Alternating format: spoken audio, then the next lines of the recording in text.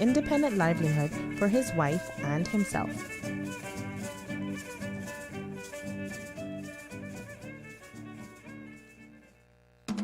The Rotary Central Dr. Bill Rudy Science Fair, a family-friendly event Saturday, April 5th, 8:30 a.m. through noon. The Arc Sports Centre, Cayman Bay. The annual adventure unleashing the magic of science, the wonderment of limitless exploration. Over 50 science projects and experiments representing budding scientists from schools across the Cayman Islands. Sourcing energy, exploring the environment, oceanography, agronomy, rocket propulsion, medical technology, drone technology, water security, eco-solutions, math, chemistry, physics, biology, engineering, nanotechnology. The Rotary Central Science Fair 2025, Saturday, April 5, Cayman Bay. Every child needs to see and feel the magic of science, the magic of Rotary.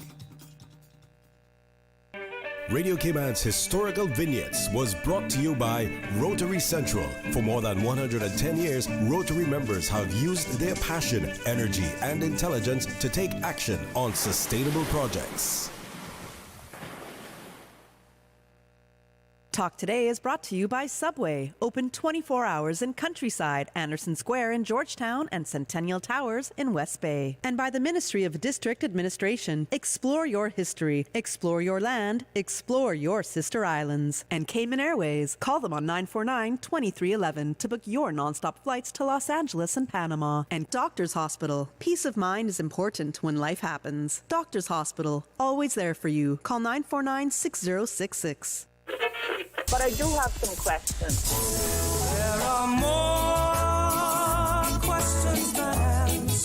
Cayman Islands' foremost listeners' participation program. Talk Today. What's on your mind, Cayman? If you're ready to talk, we are ready to listen. Discussing current events and local news, community spotlights, hot topics, listener stories, cultural and historical discussions, environmental issues, fun and lighthearted topics, guest interviews. Cayman, basically anything you want to talk about, we are ready to listen. Here's your guest host, Orrett Connor. Good afternoon and welcome to Talk Today. I'm glad to be your host for this segment, Talk Today. Of course, it is all being brought to you by the People's Radio Station, your radio station, Radio Cayman. We will have a guest in the studio with us at about 12:30. I'm going to throw it back to Paul, and when we return, we can talk a little bit. I will share with you a little bit about some articles in relation to one opinion in one of our local newspapers. 2025 is the voters' opportunity. So, are you going to take advantage of that opportunity? Please stay tuned. Talk Today. We'll be back shortly. Talk Today is reminding you to avoid any statements or comments which are abusive, derogatory, malicious, or defamatory. Do not use indecent language or make any statement that is false or misleading. Call 1-800-534-8255, 949-6990, 949-8037, or WhatsApp us on 925-3261. And now, back to Talk Today. Good afternoon and welcome back to Talk Today. I'm your host, Orrett Connor. We will have a guest in the studio, so we have about 6 minutes before we start to interview that guest. It will be a paid political segment on Talk Today. I will inquire from my guest when he arrives whether or not he is open to taking phone calls, and if he is, I will then pass that on to you. Meanwhile, if you have any questions or comments you may want to send in, I invite you to do so. Our WhatsApp number 925-3261. The person who will be in the studio is the current minister, Dwayne Seymour. He will be in the studio. He's seeking to defend his seat and his opportunity to represent the constituency of Bodden Town East in our parliament, and he will be in the studio with us. I'm told that we have a caller. Let's go to the caller. Caller, good afternoon. Welcome to Talk Today. Good afternoon, Mr. Connor. Good afternoon. How are you? Everything is okay so far, thank God. Good. That's good to know. We are from Cayman Islands. A quick question regarding voters, regarding electorate and voters. First of all, I want to ask two questions. If we should boycott the elections, if it should happen that we boycott elections, and I'll get to that question, but I'm asking that one. Where do we sit? As in, where does the country sit at that time? Now that the house has been demolished, where do we sit? Do the incumbents there now will go back in as normal, or where do we stand? That's one question I want to ask, and I'll leave that one to answer. And another question regarding the same thing. What should the voters' opinion of should voters decide about your candidates that are refusing to come to the debate? I mean, how do they feel about that? Because, I mean, if they don't think that the voters deserve the right to hear their opinion before they go in, we as the voters should have the same feelings that we shouldn't go to vote for them. That's my opinion. Mm-hmm. Because it's not fair to the voters, you know, and if they think that they're too good and find excuses of not coming to hear the debate, I mean, that's where a lot of the voters are making their assumptions from how to vote, you know, on those debates. Mm-hmm. Sometime it started, you can hear a lot of candidates up till last night. It seems like it was at least 3 that didn't show up. We had one from West Bay South, which is Mr. Andre, who is now our party leader, wants to be the premier if he is elected. I mean, what kind of example is he setting? And then you got 2 from Georgetown that were supposed to be debating, and they didn't show up. And I think we had, if I'm wrong, we had Miss Juliana O'Connor from Cayman Brack who didn't show up for her debate. Uh-huh. What kind of examples are they setting for people? Okay. I will leave those questions there and sit and get some answers. Okay, now I may not be able to answer all of these before we do our interview. I will start now, but after the interview is over, we will still have some time left where we can have an open line for people to call in, and during that period of time, I will take the opportunity to answer them as well. So I'll start, caller, by saying since the House has. Since the Parliament has been dissolved, all of the current members of Parliament remain members of Parliament in the event that the Parliament has to be recalled. We learned that after Hurricane Ivan, where we couldn't hold the elections that were due in November. Those elections could not be held. Then there had to be some amendments, constitutional amendments and everything to address that situation. So our new constitution now makes provisions for members of Parliament to remain members of Parliament until after the elections. They continue to get paid during that period of time. As a matter of fact, if any of them are unsuccessful, if one of them is unsuccessful in retaining their seat, they get paid an extra 3 months salary for 3 months after that, as well. So that is, a part of it. And also the cabinet that we currently have is a caretaker cabinet. So they are still in place as well.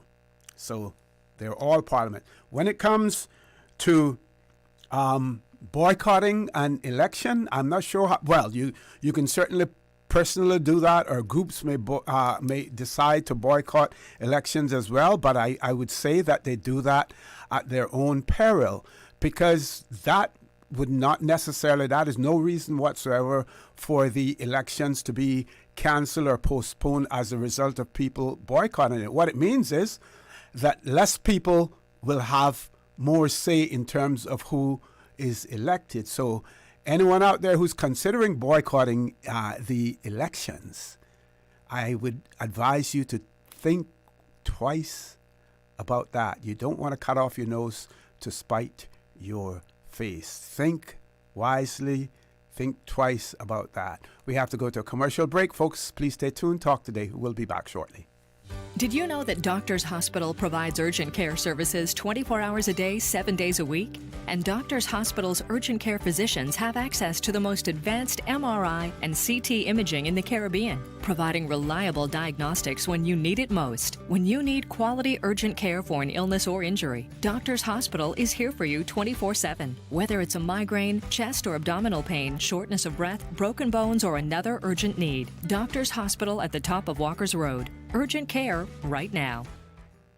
Easter vacation is just around the corner, and Cayman Airways has added multiple extra flights to some of your favorite destinations, some of mine too. Look here, they got seats available now for booking on extra Easter flights between Grand Cayman and Kingston, La Ceiba, Miami, Cayman Brac, Little Cayman, and you can even catch a non-stop flight to Montego Bay for Easter. Check it out. You can visit CaymanAirways.com, contact a local travel agent, or call Cayman Airways Reservations on 949-2311. Oh, no, don't wait too long though, because these extra Easter seats always sell fast. Be sure to add your Sir Turtle Rewards number to your booking so you can earn more miles for more free trips this year. Well, I know where I'm going. I'll see you on board a uniquely Caymanian airline for Easter. Stay cyber secure with Cayman National. Here are a few tips that will benefit you. Ensure to log out completely when you finish any online banking activities. Be aware of phishing attempts and only click links from trusted sources that are sent from your device through emails and messages. Remember, Cayman National will never ask you for your credentials. If you suspect a fraud attempt or that your account has been compromised, please immediately contact our customer support team at 949-8300. Wouldn't it have been grand if you had purchased land 30 years ago? It may not be 2020, but a perfect vision has never been more clear. Cayman Brac and Little Cayman, poised for growth with an eye on the future. Your land, your history, your future. Discover all that our sister islands have to offer. Radio Cayman's Talk Today.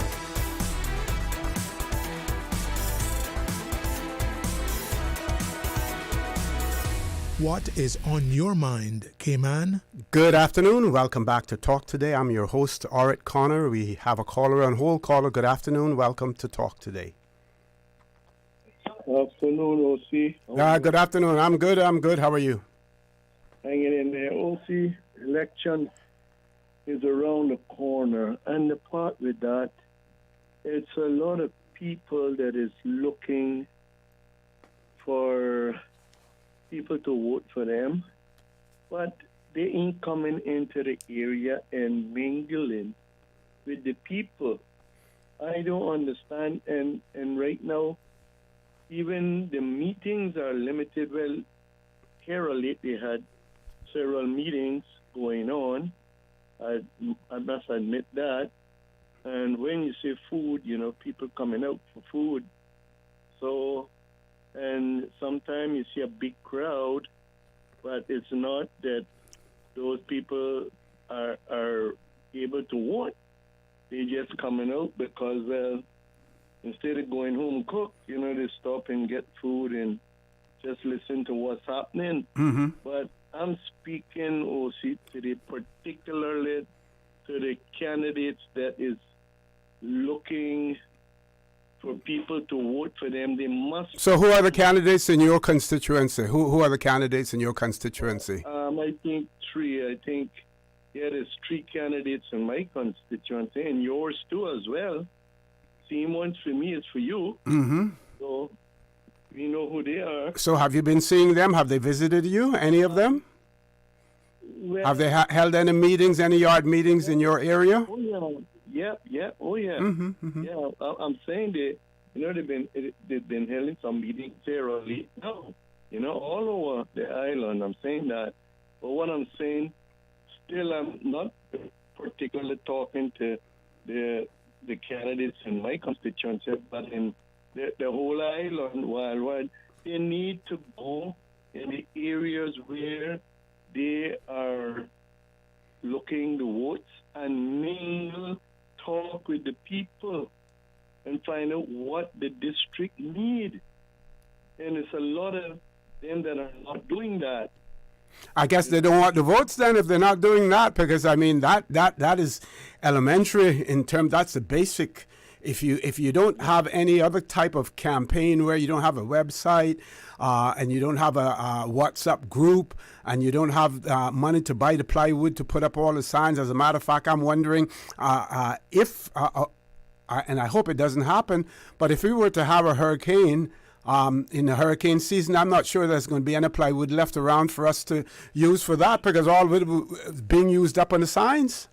Yeah. So if if they don't have all of those amenities and devices to be able to reach the voters, then the next thing to do is use your feet and get out there and visit people. So if they don't do that, I don't believe that they want to vote. Caller, and I find it difficult to comprehend that they're not doing that. Yeah, OC, and the part with that, I want to say it loud and clear. I want the whole island to hear.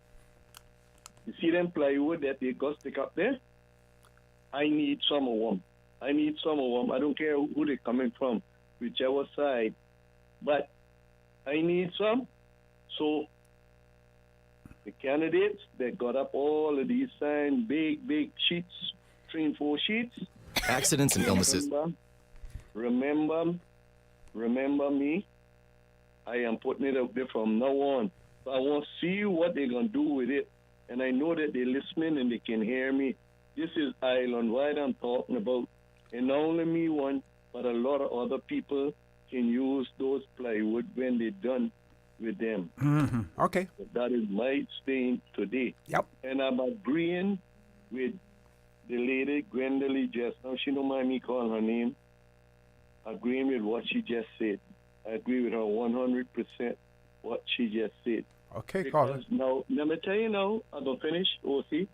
I'm going to tell you now, because when the election over, and those that won, they're going to be too busy. The ones that win, they're going to say they're too busy to contact him.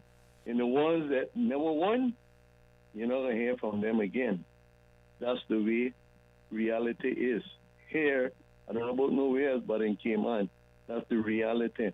So them that win in the office, don't forget the people phone number that you got now that you're contacting them. Remember their phone number. That's all I got to say, OC. Have a good evening. Thank you. Thank you very much, caller. You do the same as well. Okay. Any other caller on hold there, Paul? No caller. So let's look at the second question that our first caller had, in relation to those candidates who do not appear at the scheduled debates. I would imagine, based on what the caller said, that would include the Chamber Forum as well as the Radio Cayman debates as well. Well, let's put it this way. First of all, I feel quite confident that all of the candidates were invited to debate. They were given sufficient time to respond. It is quite possible that in some instances, the dates and the times given by some entities, and I can only speak for Radio Cayman, those dates and times may have conflicted with other commitments that the candidates may have had, and it may not have been possible to realign everything. So that is one possibility. There is also the possibility that some candidates feel that they don't need to debate their opponents, or in a particular setting that they may not want to do so. I would only say that if you're a candidate and you are deliberately avoiding a debate, then in most instances, and I know that many of you have political advisors out there who are telling you what to do, but you want to think twice about it, because your decision not to participate, you may be contributing to your own demise. It may be something that you may regret at the end of the day. That's what I'm saying to those candidates out there who may be deliberately avoiding debates as well. You do it at the risk of your own peril. With that, we're going to take a commercial break. When we return, we will have Minister and candidate, Mr. Dwayne John Seymour, in the studio with us. Don't change that dial. Please stay tuned. And remember, if you have any questions, send them to us. WhatsApp number 925-3261. But I will inquire from him whether or not he is amenable to taking calls. He's paying for this, so the decision is his. Please stay tuned. Talk Today. We'll be back shortly. Can strike without warning. Ouch! When it comes to urgent care, every second counts. At Doctors Hospital, we have a dedicated team of experienced doctors and nursing staff available to you 24 hours a day, 7 days a week. Don't waste time in an overcrowded emergency room when you need urgent care. Whether it's a broken bone, a severe infection, or a sudden illness, trust in Doctors Hospital's unwavering dedication to providing the best immediate care. For complete urgent care when you need it the most, choose Doctors Hospital, located in Georgetown, 16 Middle Road. Subway and Oreo has changed the dessert game. Introducing the Oreo Footlong Cookie, a full 12 inches of chocolatey, creamy goodness. It's big, it's bold, and it's here for a limited time. Perfect for sharing or not. We won't judge. Want it fast? Order ahead with the Subway Cayman Islands app for quick pickup and earn loyalty points. Or get it delivered straight to your door with Bento and Let's Eat. Don't wait. Treat yourself today. The Oreo Footlong Cookie is calling your name. Subway. Eat fresh. Snack sweet. Stay cyber secure with Cayman National. Here are a few tips that will benefit you. Ensure to log out completely when you finish any online banking activities. Be aware of phishing attempts and only click links from trusted sources that are sent from your device through emails and messages. Remember, Cayman National will never ask you for your credentials. If you suspect a fraud attempt or that your account has been compromised, please immediately contact our customer support team at 949-8300.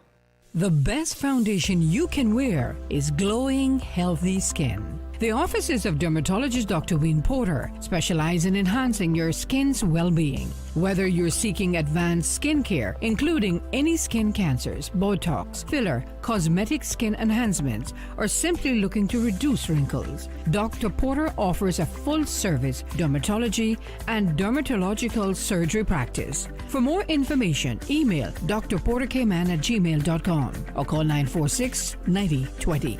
That is 946-9020.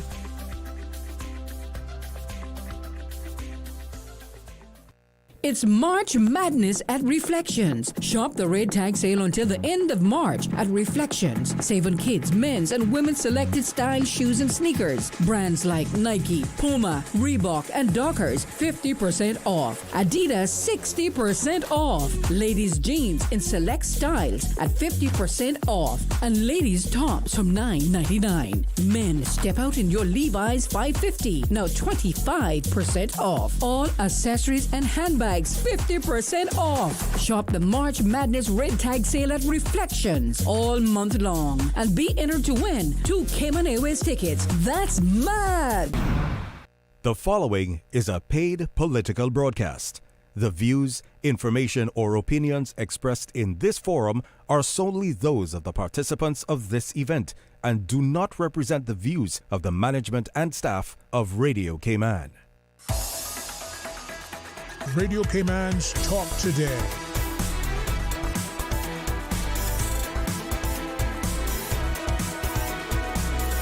What is on your mind, Cayman?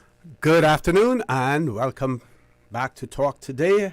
As the announcement said, this is a paid political broadcast. This is paid for by the person appearing on the show this afternoon, and I will refer to him as minister because he's still a minister. There is still a cabinet, even though they may be limited in terms of what they do and decisions that are made. But he's still minister, so I will refer to him as minister. That is the respectful thing to do. That is the protocol that should be applied in this instance, while at the same time he is a candidate as well. So my pleasure to have in the studio with me Minister Dwayne Seymour, who is the incumbent parliamentarian representing the constituency of Bodden Town East in our parliament. Minister, good afternoon. Welcome to Talk Today. Good afternoon, O.C. Good afternoon, Cayman Islands. Good afternoon, Bodden Town East. How are you doing today, O.C.? I'm doing fine. And yourself? I know you must be busy, spent long days, long nights. Meetings every hour. But it's good to be here on Radio Cayman, the radio station of choice. Yes. For me, of course.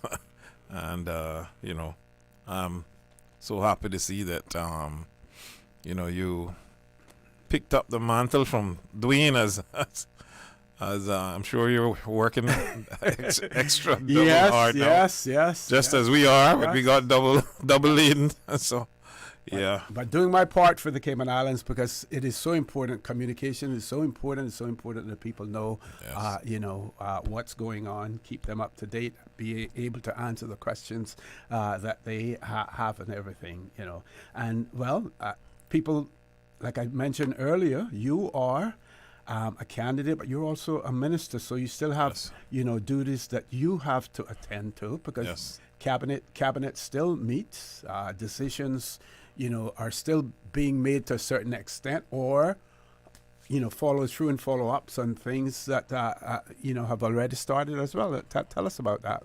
Some of your activities. Yeah, definitely. Everyone. A few months ago, we made a decision that we would have less cabinet meetings, less caucus meetings, because everybody wanted to get out in their district and knock on some doors and meet some people and try to drum up support. Right. And obviously, we don't meet as much anymore. Not as much as we say we would meet. Mm-hmm. But we're in communication, and there's ways around that, such as round robins and other things. Yep. For urgent matters and so forth. But in terms of the ministry, we sign documents every day. And now because of 4 persons that walked away, we have many ministries under our portfolio, and there's documents coming from 3 and 4 different places, and obviously we manage that, and nothing is pending that I know of. But I thought it was important to take any opportunity that you can get to communicate with the public. Sometimes we have I've had a series right now of we call them area meetings or area socials in different districts. I've had a public meeting, and albeit even though we have those meetings, there's some people that still don't get an opportunity to come out, or didn't know it was on the radio, or didn't know how to pick up the stream for the area meetings or otherwise. And I know a lot of people listen to Radio Cayman, in the morning and in the afternoon. So this is another medium for us to try to communicate with our people and try to get our messages out and try to dispel certain things, because there's a lot of things being said, especially when people see me as a representative who's achieving a lot for my constituency and for my district on a whole. Because the things that I do in my constituency of Bodden Town East actually benefits Bodden Town West, Savannah, and Newlands, obviously. But it is important for us to communicate with our people, and as I said, this is one of the ways. I mean, a lot of people turn into Radio Cayman in the day to try to get information and catch up on everything. And I want to continue doing some of the good work that I've been doing. And you hear, I guess, you know, what I've noticed over the years, we'll see, is that Caymanian voters are very smart. You know, if you're not performing, they'll vote you out. You know, they pay attention more than we think. And when, you know, you got a politician, when you got your opponent come in, they're not going to say something kind about you. They're going to try to find any loophole or any avenue that they can find to say something negative about you. And it's for those persons who are listening to believe it or not. And, you know, there's a lot of things out there. Very, very rare that they say anything true about me. And it makes me really think about their character in terms of stuff they say. And you know, I wouldn't say telling lies, but, you know, not telling the truth. well, let me share this with you, and this will give you an opportunity. I hope we have enough time before we reach 1 o'clock, but if not, then we continue it after.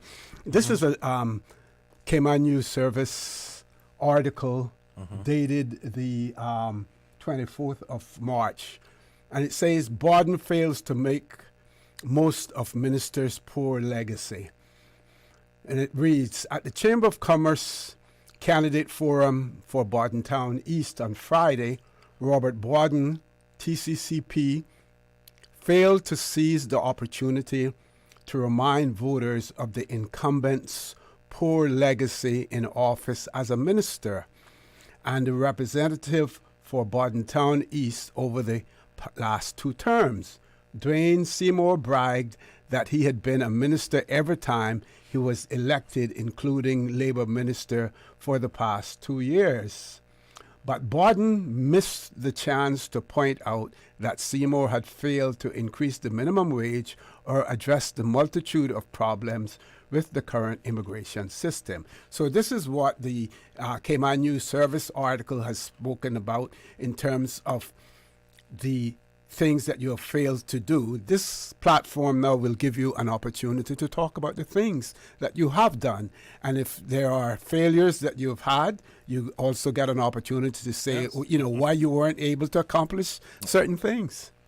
Yeah, and obviously it's very misleading. And the writer knows full well that a minister doesn't approve a minimum wage. It's approved by the caucus and the cabinet. Right. It's not just by one person. I have my own personal beliefs as to, you know, what should happen with minimum wage or otherwise. We had a committee that was actually sanctioned before I came on. And obviously my tenure during this term was very topsy-turvy. It's in and out, and sometimes you're minister and sometimes you're not. And you know, a bit here, a bit there. So it wasn't really constant. You've been given more because some have left and all of those things. Exactly. and you know, when it comes to the minimum wage, we really need to be honest about the minimum wage. The minimum wage, when we looked at it, there's certain things that you look at. You look at how many Caymanians are being affected by this. And we're politicians, so we represent Caymanians. And it's not that no Caymanian doesn't matter. Every Caymanian matters. But there were 78 or 80% of the persons who would have been affected by minimum wage that would have actually, that were non-Caymanian. So they're all on work permits. And there's about 20% would have been Caymanians. And so people, you know, for those people who put such great emphasis on the minimum wage, we have a myriad of problems in this country that needs to be addressed. You know, and we have underemployment and you know, upward mobility, breaking the glass ceiling. There's a lot. And the area that we need to try to, you know, there's many areas that we need to work on, not only minimum wage. I believe that the minimum wage should be raised. My suggestion in caucus one time is that, look, we can't make a decision on a minimum wage because the different people were coming from different angles. We had 12 different ideas. And you know how it is. It's What it's a kind- mess when you talk about what trying to ki- get independence together, trying to make a decision. And what kind of reception did you get from those businesses that it would have affected the most in terms of they would have to raise the wages of their employees? And of course, they will say, well, if I have to raise wages, I have to raise prices, Yeah. as well. What sort of reaction did you get from those who most affected? That's a good question, we'll see. And the thing about it is, if you want to be honest about the whole thing, there's a lot of work that went on behind the scenes, but I'll say as much as I can in terms of supermarkets and so forth. Foster's in itself has probably, they probably employ the largest amount of people in one company in the Cayman Islands and other companies, obviously.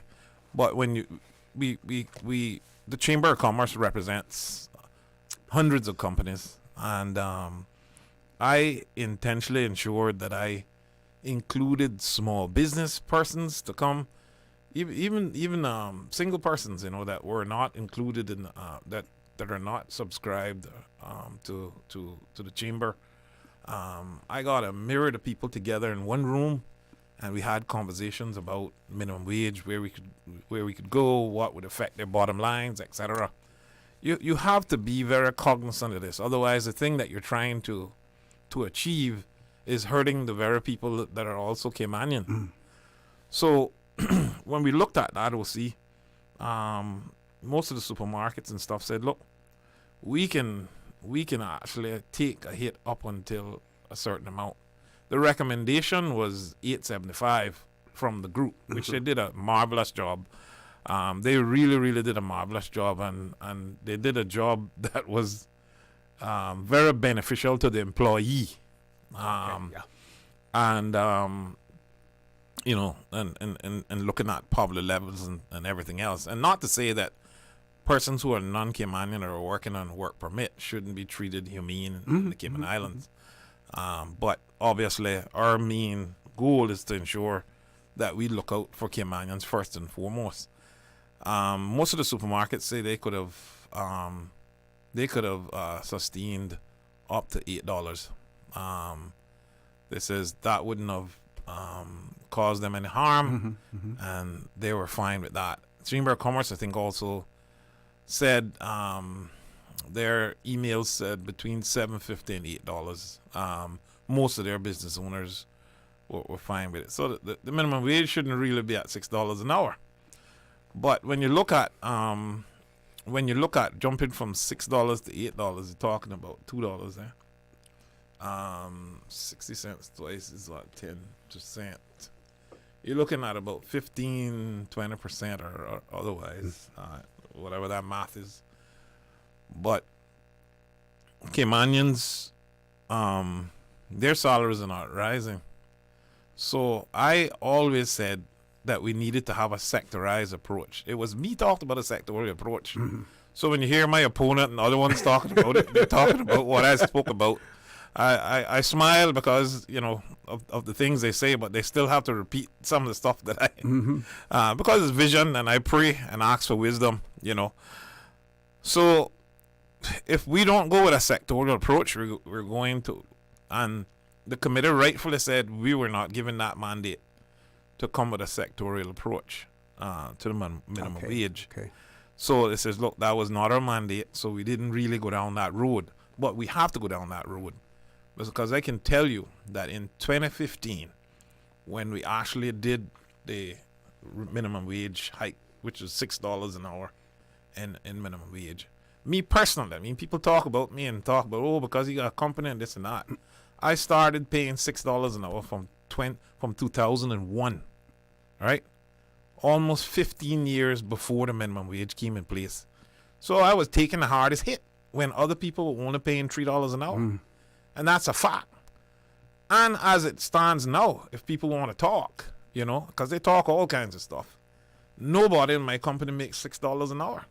You see what I'm saying? People make more than that. You see what I'm saying?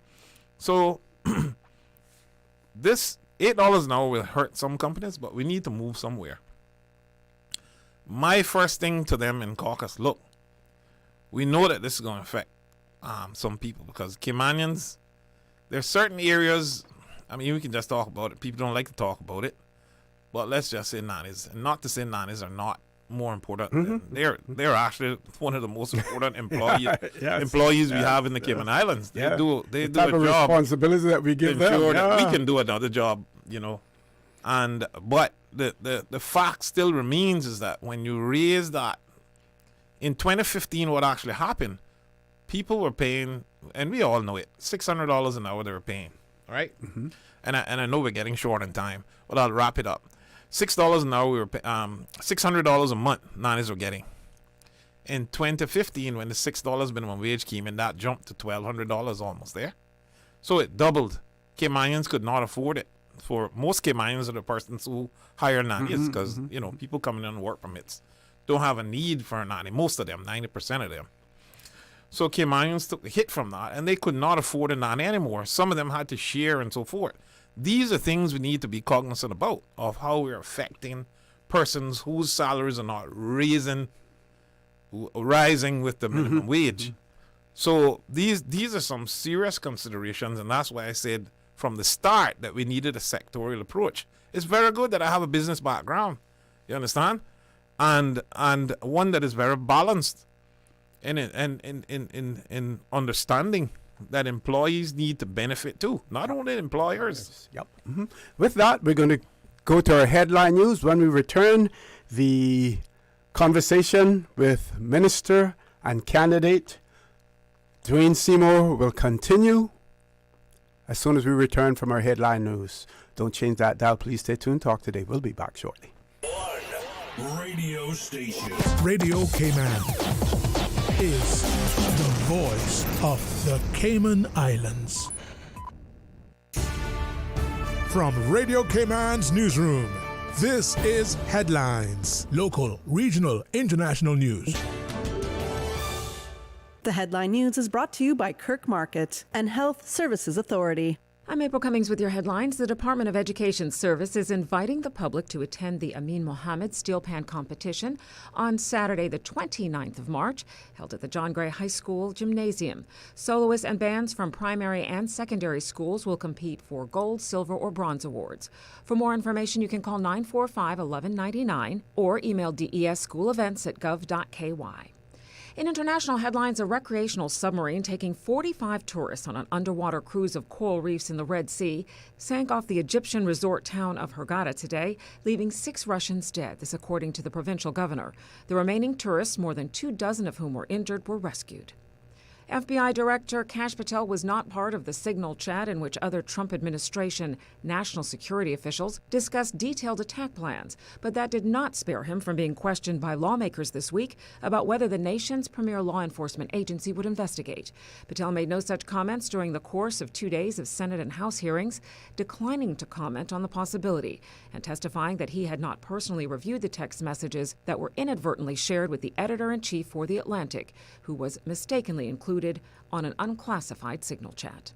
Those are your headlines. I'm April Cummings. Radio Cayman. More news available at www.radiocayman.gov.ky. Check out our social media pages: Facebook, YouTube, X, formerly Twitter. Radio Cayman Headline News.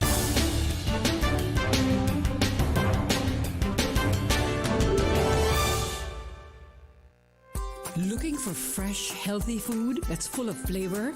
Then you've got to visit Kirk Market. Our dishes are made with fresh, high-quality ingredients. Enjoy vibrant mixed greens or satisfying pasta salads. Or try one of our delicious grill options like blackened chicken, spicy beef steak, or grilled salmon. Looking for something light and flavorful? We've got sushi rolls and poke bowls prepared daily.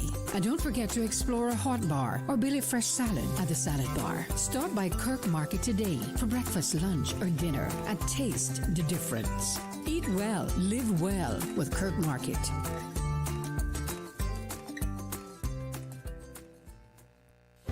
Do you have a healthcare question but not sure who to ask? Contact HSA's Patient Call Center to speak to one of our experienced clinical team members. We are here to answer your questions and help guide you through your healthcare journey. Need to make an appointment? Our team can help. Contact HSA at 949-8600 or email info@hsa.ky. At HSA, we are committed to caring for you. Radio Cayman is pleased to feature this special Sister Islands historical vignette brought to you by the Ministry of District Administration and Lands. Explore your history, explore your land, explore your Sister Islands. Alfred Berman Scott, 1914 to 1989. Alfred Scott was schooled in Jamaica and went to sea as a young man, and then to Panama, where he worked on the canal. When he returned home to Cayman Brac, he worked as a contractor and manufacturer of concrete blocks made on a homemade machine, floor tiles and aggregate. He served in the Legislative Assembly in the early 1970s, representing Cayman Brac and Little Cayman, and was a Baptist preacher for a number of years. He was a philanthropist who was widely loved and respected. Mr. Scott, who was married to Miss Alta Aurelia Henderson, was a model husband and father who raised 12 outstanding citizens. Another son died at an early age. Radio Cayman is pleased to feature this special Sister Islands historical vignette brought to you by the Ministry of District Administration and Lands. Explore your history, explore your land, explore your Sister Islands. Explore your history, explore your land, explore your Sister Islands, the ultimate staycation experience. Your culture, your freedom, the land that time forgot isn't gone. It's your Sister Islands. Discover all that our Sister Islands have to offer. Radio Cayman's Talk Today.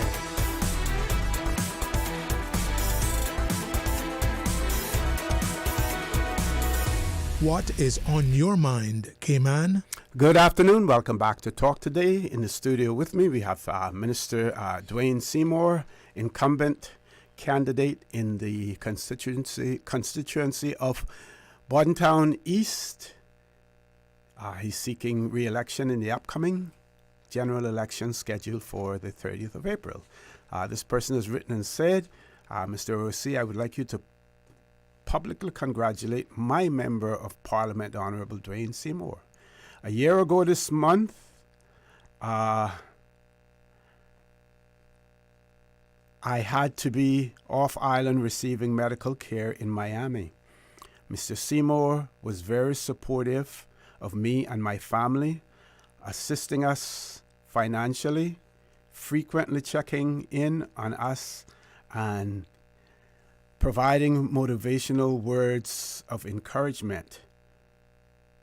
They go on to say, Mr. Seymour, I am honored to have such a caring and helpful politician as you. I thank you, and this is something I hold very dear to my heart. May the good Lord continue to bless and keep you. I thank that person for remembering. Well, see, the thing about me is that when I assist someone, I forget about it, pray about it, and leave it. And people come up to me and say, remember you helped me 2 years ago, 3 years ago. I really honestly don't remember, because I don't only assist people that are in my constituents. I assist people because they're Caymanian, because, the Bible says look out for your neighbor. But I thank that person for being grateful. And, this is just, some of the things that we do, and when we look at some of the stuff that I do throughout the year, we'll see in terms of, taking care of our seniors, or back to school programs or Christmas programs, and the other things I've done in mentoring at Clifton Hunter and school, and all of the stuff that I'm doing to try to carve out a special place in our community for daycare and seniors and after school for children, after care for children.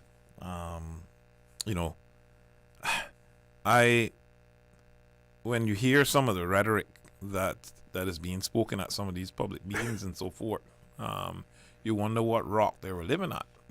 My opponent said it publicly that he was that he had left Bodden Town. He was 16 years old or something. Didn't come back till 2018. That's about 31 years from what I'd counted up. And I said to myself, you know, I wonder if you had checked on anyone since he left in those 31 years, or those 30 years.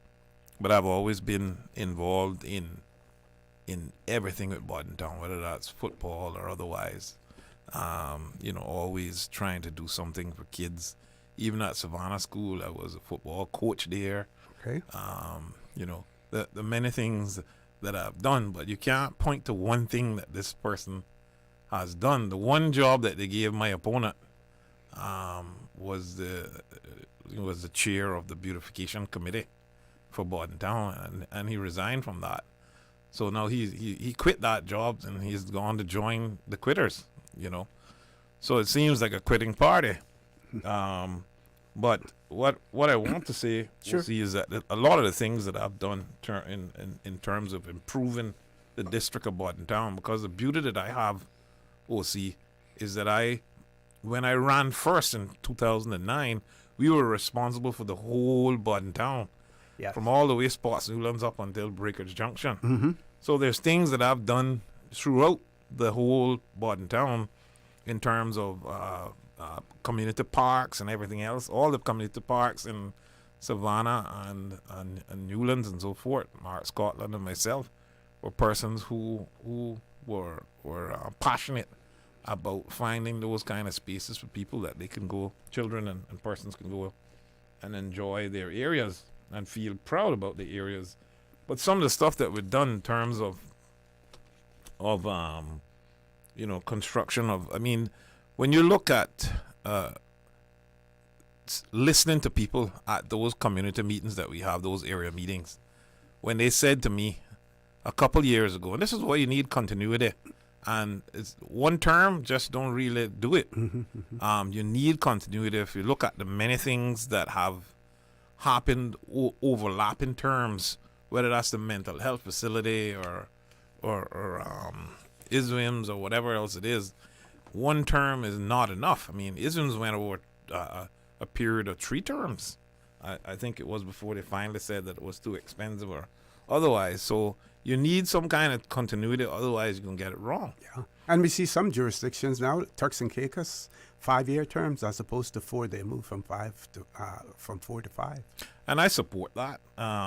What it appears we'll see is that when you're trying to get anything done, like a project or otherwise, I mean, even with a project such as the public beach parks, it's just restrooms, they got cabanas and you know, they got a parking lot, and then trying to get a pickleball court up there at Pease Bay now. Pease Bay is new public beach, which I think it was going to initially be a volleyball court, but when you did your surveys and speak to the people, pickleball is becoming more popular, become very popular.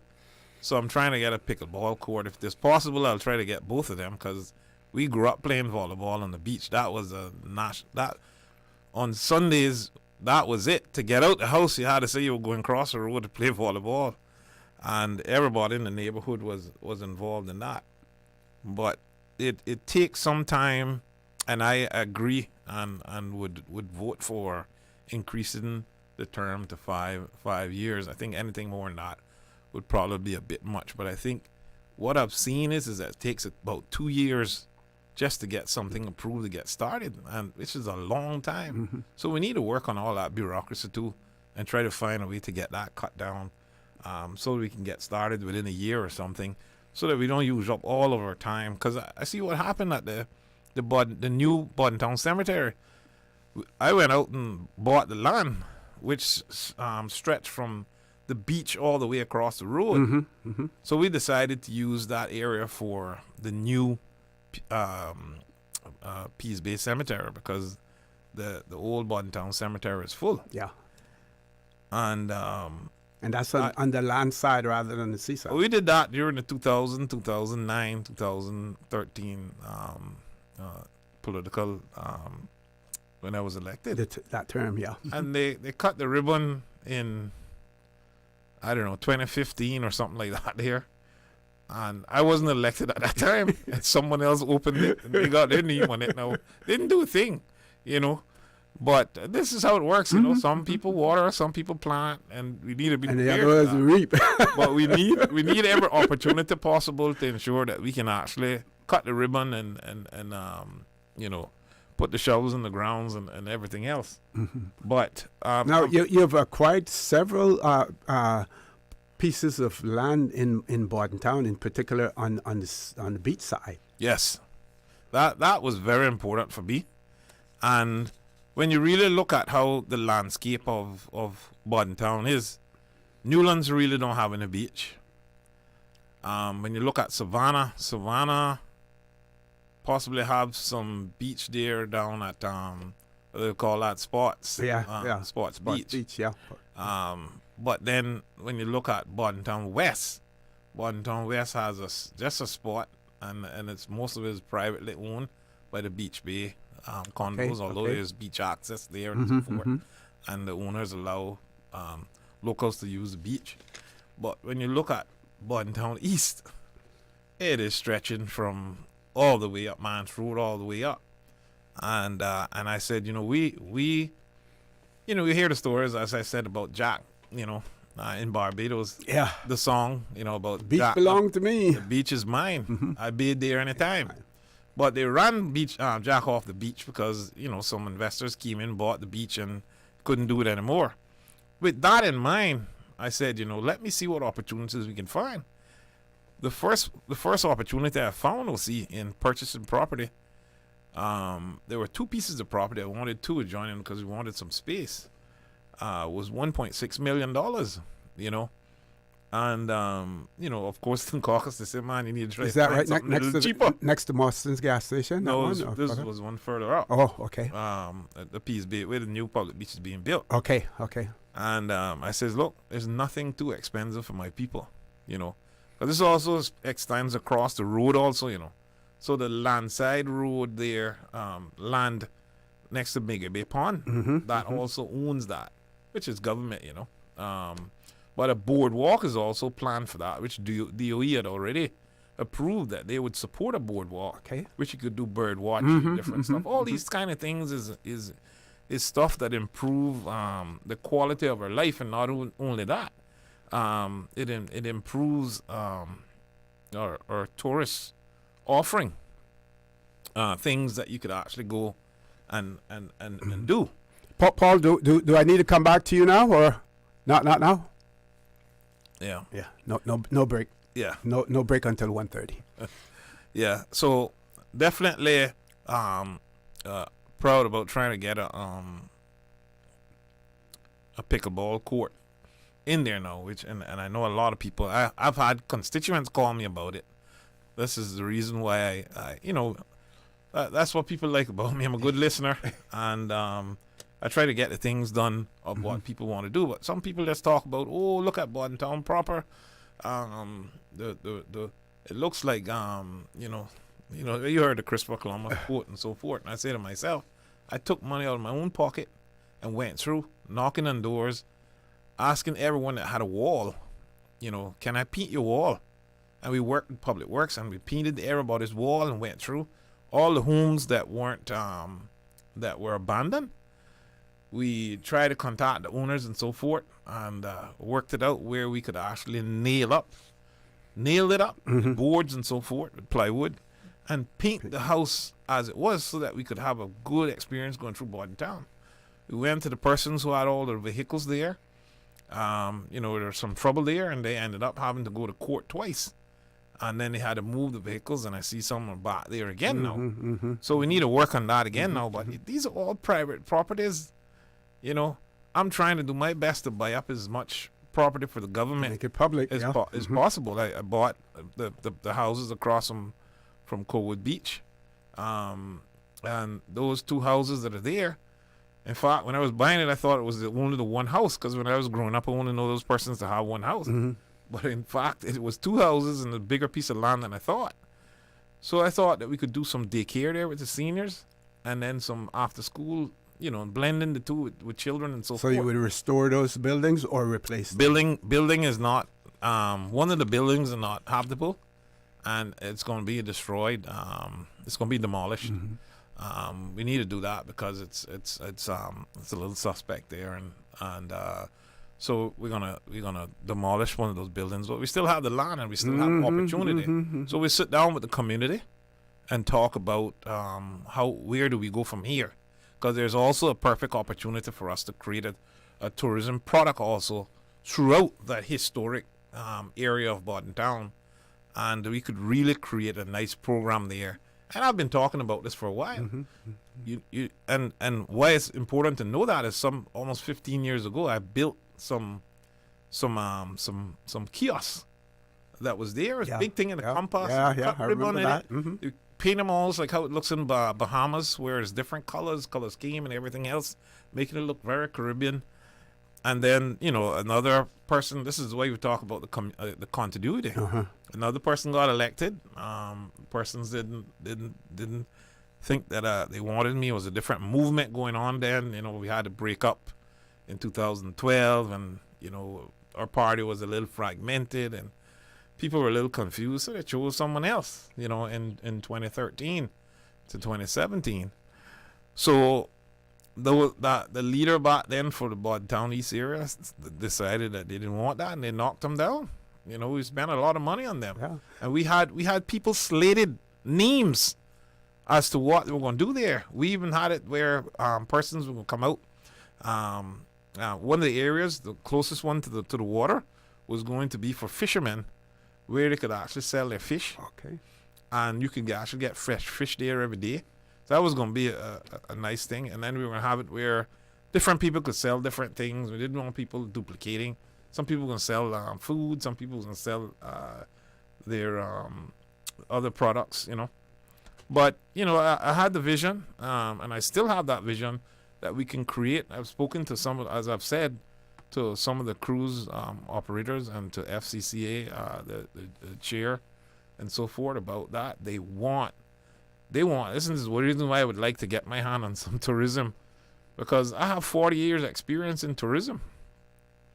And one of the things that I thought should happen, we'll see in Cayman, is that every country in the world, I thought that we should get a council that all they do, their only job is to look at the offerings for our tourists. Annually, we're supposed to produce one new offering, and keep, increasing our product, and trying to have something new to offer these people when they come here on the island. So you would expand what we have now, the tourism attraction. I think that's because they just manage the site. So I think their remit is quite different. But we could expand the tourism attraction board, where every year we look at trying to. You see, it's the same thing I think about Cayman Brac. We need to be our brothers' keepers, sisters' keepers, and to ensure that everyone gets a fair opportunity, and that we create entrepreneurs every year in every one of our districts. We can't just leave out North Side. We can't just leave out East End. They're rarely getting an opportunity to get some of the cruise persons because of how far away they are. But if we had a pier where they could actually stay in Cayman longer, that's what piers do, allow ships to stay in dock a little longer, then we could actually have those offerings out to those eastern districts, that we didn't now have to rush and put a cruise port in the eastern districts just so people could get off in the eastern districts. And don't forget, you have several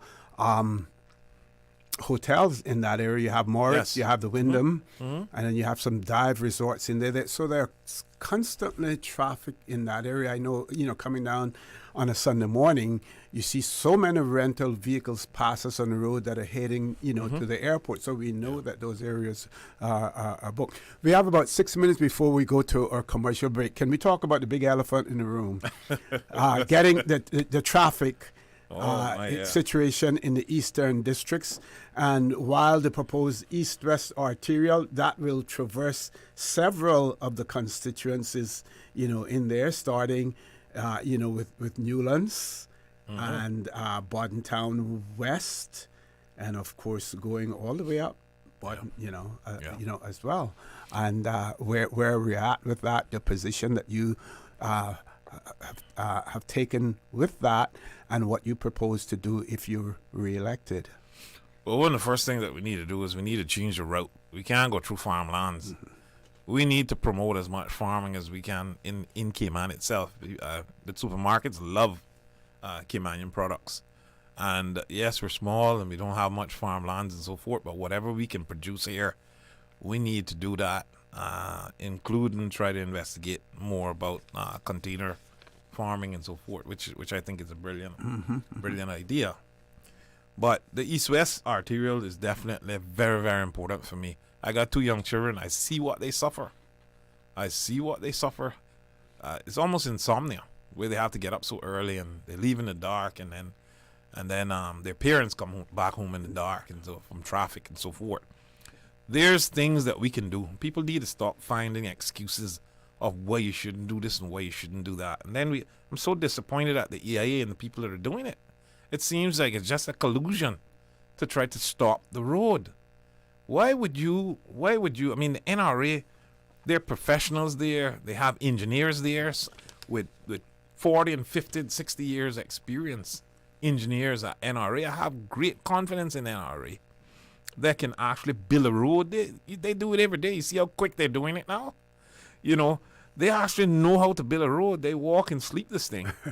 And for us to have EIA personnel coming here from overseas and just not having any empathy in terms of what we suffer as people, telling us we need 20 bridges and all kinds of stuff to make a road costs over $500 million that should only cost, in NRA's estimation, about $30 million. Wow. You see what I'm saying? So really, really suspicious of the collusion that is going on there, and these are one of the things that we need to clear these things out of the way. Yes, we need to pay science great mind. We need to worry about our environment. I believe that there can be a balance. And you know what really struck me, and I hate to go on this angle, but when we talked about you remember what years ago they used to say, boy, if you damage a coral, that's it. Take many hundreds of years to grow back. Not true. They're growing coral every year there in Little Cayman now. They got a program where they grow coral in Little Cayman. And, you know, whether it's the mangroves or otherwise, once you cut it down, it can't grow back. It can grow back, you know. So I'm just saying that we need to find a balance. And we need to just, you know, I mean, some of these people, most of the people who complain about the Bodden Town, the east-west arterial, already have a home, you know. Most of them are not persons who are living from paycheck to paycheck. That is what I have witnessed. Maybe someone else witnessed something else. And they make another excuse about, when the road comes, more cars going to be on the road, and talk about more cars. And then they talk about it's going to be a bottleneck when you get to Prospect. And then they talk about, you know, that the more cars that they talk about, we can put policies in place. I already put some policies in place last year or a year ago in terms of the year. Certain types of cars age, and that was more to protect the consumer than anything else, because most of those cars were coming here and you couldn't find any parts for them.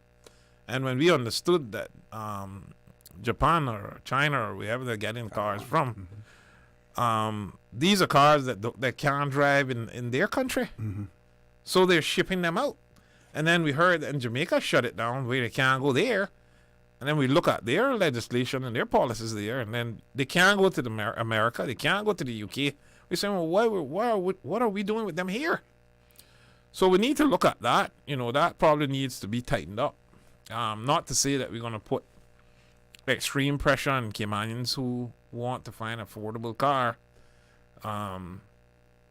that they can't find that. What I'm telling them is, rather than spending $7,000 on a car that'll only last 1 year. It's probably better to spend $8,000 on a car that lasts 5 years. Yeah, You see what I'm saying? So we're trying to help, and not. Of course, some people don't see it that way, but we have to protect our Caymanians too from being hoodwinked by persons overseas or otherwise. Okay. Paul, I'm going to bring it to you now, folks. We're going to take a commercial break. When we return, the conversation with Minister Dwayne Seymour, incumbent candidate in the constituency of Bodden Town East, seeking re-election in our upcoming April 30th general elections. Please stay tuned. Talk today. We'll be back shortly. Did you know that Doctors Hospital provides urgent care services 24 hours a day, 7 days a week? And Doctors Hospital's urgent care physicians have access to the most advanced MRI and CT imaging in the Caribbean, providing reliable diagnostics when you need it most. When you need quality urgent care for an illness or injury, Doctors Hospital is here for you 24/7. Whether it's a migraine, chest or abdominal pain, shortness of breath, broken bones, or another urgent need, Doctors Hospital at the top of Walker's Road. Urgent care right now. Easter vacation is just around the corner, and Cayman Airways has added multiple extra flights to some of your favorite destinations, some of mine too. Look here, they got seats available now for booking on extra Easter flights between Grand Cayman and Kingston, La Ceiba, Miami, Cayman Brac, Little Cayman, and you can even catch a non-stop flight to Montego Bay for Easter. Check it out. You can visit CaymanAirways.com, contact a local travel agent, or call Cayman Airways Reservations on 949-2311. And don't wait too long though, because these extra Easter seats always sell fast. Be sure to add your Sir Turtle Rewards number to your booking so you can earn more miles for more free trips this year. Well, I know where I'm going. I'll see you on board a uniquely Caymanian airline for Easter. Did you know ordering your favorite sandwich from Subway just got easier? Yeah, picture this. No more waiting in line. No more fussing with cash. Just a delicious taste of Subway at your fingertips. With our new app, ordering your go-to sub is as easy as a few taps on your phone. Plus, receive exclusive deals and earn loyalty points with every purchase made on the app. Download the new Subway app today and get ready to ditch the lines and drive straight into your flavor. Visit the App Store or Google Play Store on your mobile phone and search for Subway Cayman Islands. Subway. Eat fresh. Cayman, could it be you? Tortuga's 10K giveaway is back, and someone's walking away with $10,000 in cash. Every time you spend $25 at Tortuga, in-store or online at tortuga.ky, you get a shot at winning big. As well as $10,000 in cash, we've got thousands in giveaways to hand out every week. Think staycations, the latest iPhones, exclusive experiences, and more. Get in to win. Visit tortuga.ky for the full terms and conditions. It's back. It's crispy. It's delicious. St. Ignatius Youth Ministry presents Friday Fish Fry Nights. 6 weeks of flavor. March 14th, 21st, 28th, April 4th, and 11th. Serving from 5 p.m. to 7:30 p.m. at the St. Ignatius School Canteen. Dine in or take out. The menu includes fried or baked snapper, $17. Mahi-mahi, $15. Served with fries or rice. Coleslaw, escovitch, fritters, and more. Drinks, just $1. Free desserts while they last. Eat good. Do good. Every bite supports our youth ministry trip to the Steubenville High School Youth Conference in Orlando, Florida this summer. Come hungry. Leave happy. See you there. Radio Cayman's Talk Today.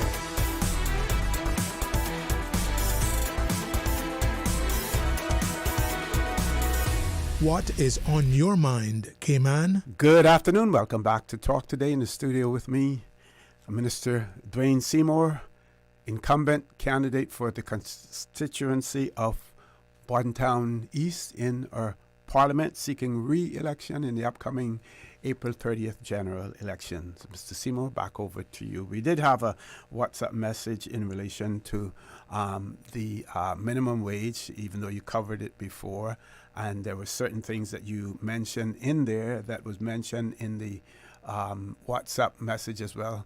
20%, you said it wasn't an insignificant amount, and every Caymanian counts. But I'll give you an opportunity to repeat that if you so wish. Oh yes, I what I stated there was just the fact of the survey that the committee had presented to me, and I did say in my contribution that every Caymanian is important. Just stating the fact of the 80-20 there about of what it was in terms of Caymanians on minimum wage, which I thought the public should know.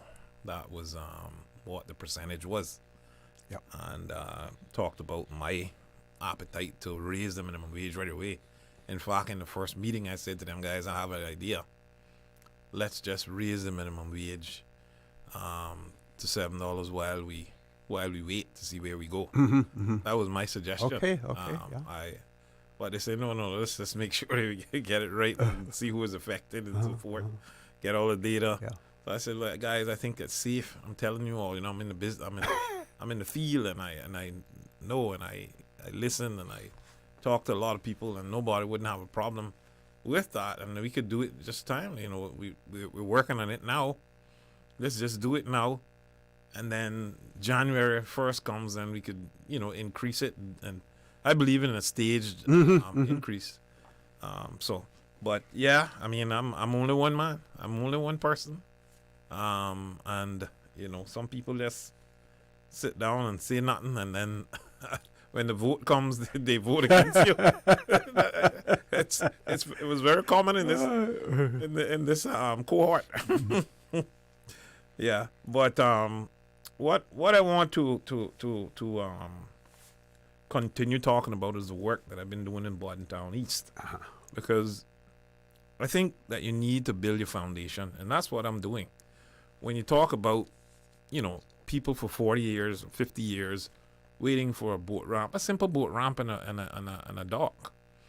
This was on everybody's manifesto in the 60s and 70s and so forth about what they were going to do for Bodden Town. Everybody said they were going to build a boat ramp. I can remember an 80-year-old man at my meeting when we cut the ribbon for the boat ramp. He says, "You don't know how important this is." He says, I can't get out there anymore. But he says, everybody promised us this. And he says, I really appreciate you coming in and getting this done, But there was no boat ramp between South Sound and Breakers on the south side of the island. So if they had any emergency, the police or anything, they couldn't go out anywhere. You see what I'm saying? So don't just look at it as a boat ramp. It's emergencies and everything else. Not just for leisure, but it's very important. And then when we talk about the new school hall, because we actually this is the second school project that we have done at Bodden Town. That's right, yeah. Primary. We had another school block there that we also opened where the library and everything else is in. That was done over probably 10, 15 years ago. That was done under Minister Anglin, I think, or Ralston, who did that. But it was important because, the Bodden Town Theodore and McCoy Primary School didn't have a kitchen for years. A very, very long time they didn't have a kitchen. And the kitchen that they have there right now, I can tell you the Kimpton would want one like that. the kitchen that they have is state of the art, It's a beautiful place.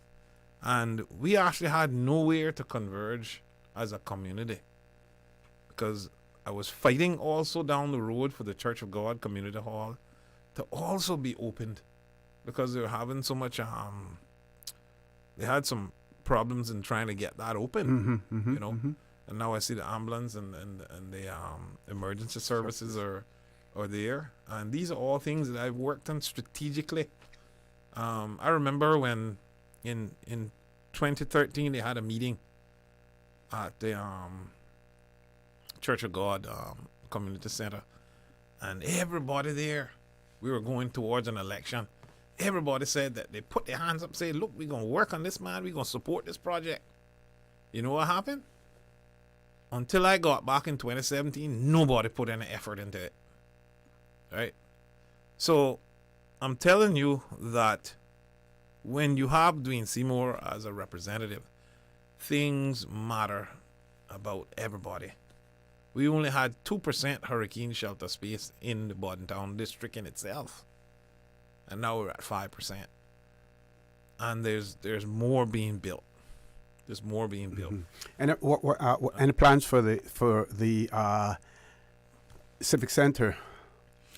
I've been speaking to the minister about that, and there's a possibility that that building may be condemned. So we need to also work as a community to see if what we're gonna do with that space. I'm still a big supporter of the emergency services building that we're supposed to build in Bodden Town. The site is there, and there were supposed to be also hospital beds and everything in there. Okay. In there where people could overnight and all kinds of stuff, take some of the pressure off of Georgetown. I'm still a supporter of that, although we need to find the right government who supports the cost.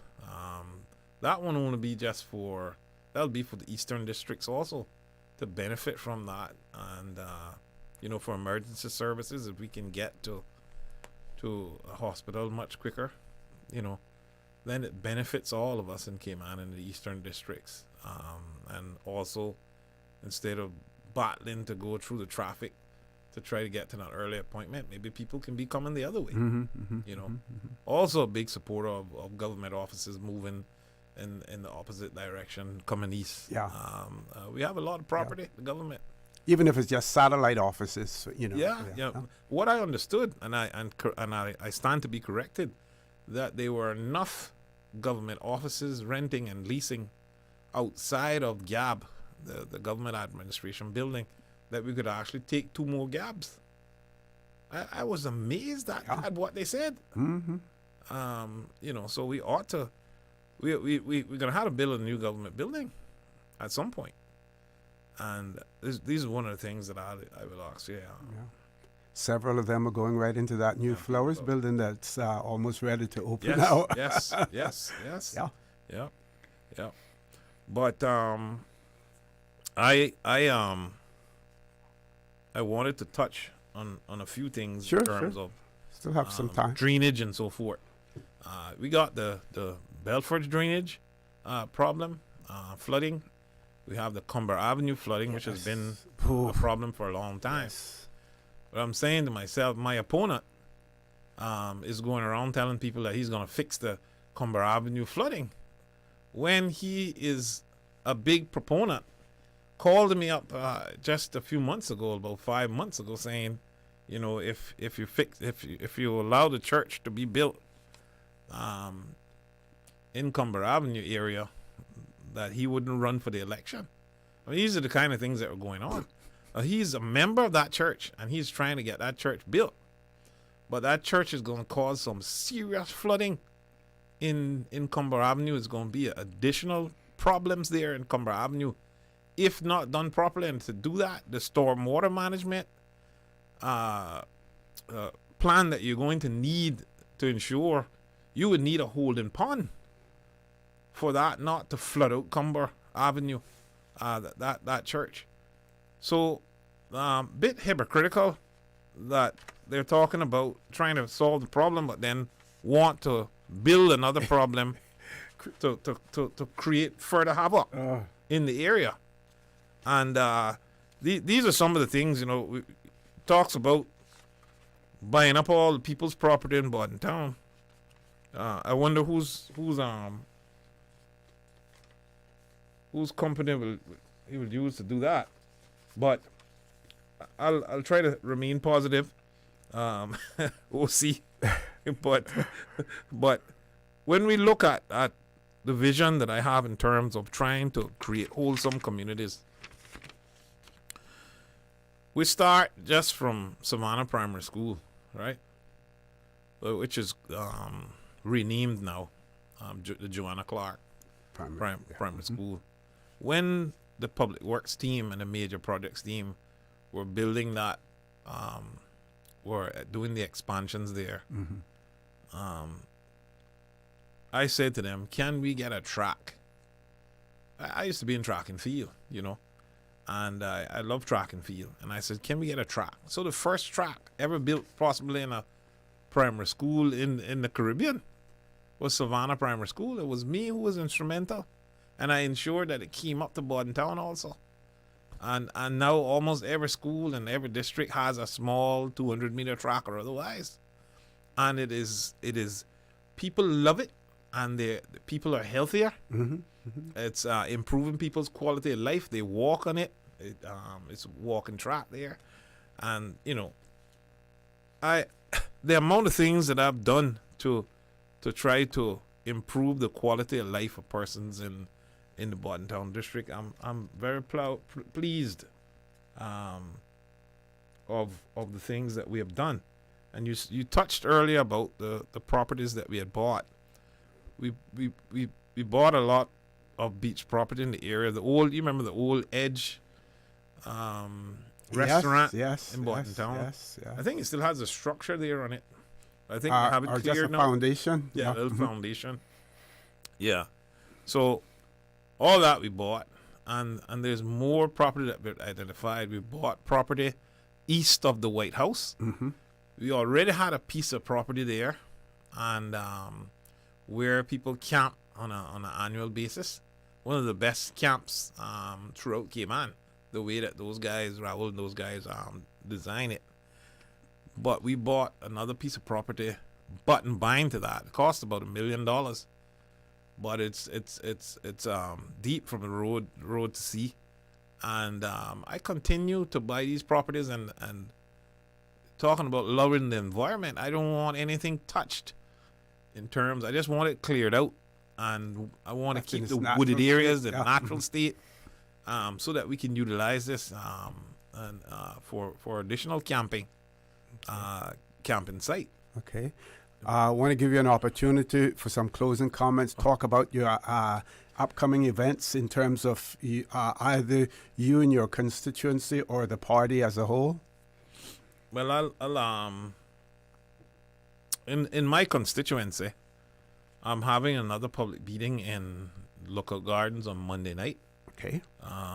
Monday the 31st of March. That is at 7:30 p.m. in Lookout, and I'm asking persons to come out and hear our views and to give your contribution as to what you would like to see in your areas and so forth. So I'm doing a series of meetings throughout the district. Some people say, "Oh, well, you hadn't come to my district yet," and so forth. In my area. But we plan to go.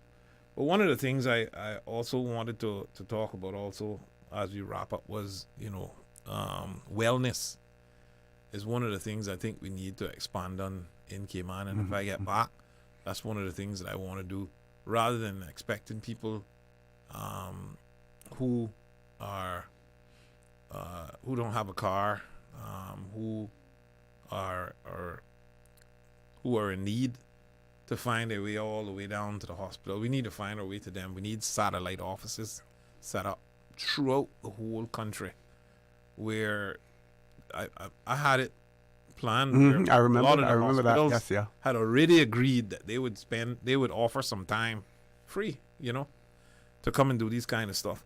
But I want to thank the Bodden Town East community. Obviously, there's never enough time for us to be on radio, but I only got an hour today. But a lot of the stuff that I had in my priorities for 2021, 2025 actually happened in completion of the Bodden Town Hurricane Center, completion of the Thielen McCoy Primary School Hall and Hurricane Shelter, completion of the Cowood Beach Dock, expansion of the new Bodden Town Cemetery, continue to work on the NRA East-West Arterial, which is something that I'm passionate about. That has to be done, but it can't be done through farmlands. We need to find a different route for it. I think it is good up until Lookout. Okay. And then after that, we need to look at where it's going in terms of the route and farmlands and find out why it was redirected there. But I thank you so much, OC, for having me on here today. And I'm looking forward to more conversations like this. There's a lot I have to say. There's a lot that I have done. I'm looking out also for the local truckers who are having some real serious problems. Those local truckers are some of the persons that form part of the middle class in Cayman, with their heavy equipment and expanding that and so forth. And they're really having some serious challenges now because of some other persons who have come in and really outpriced them and causing some serious problems that we need to have as a country. Okay. But thank you all very much. Thank you. For the listening public. There's more to do in Bodden Town. I'm passionate about it.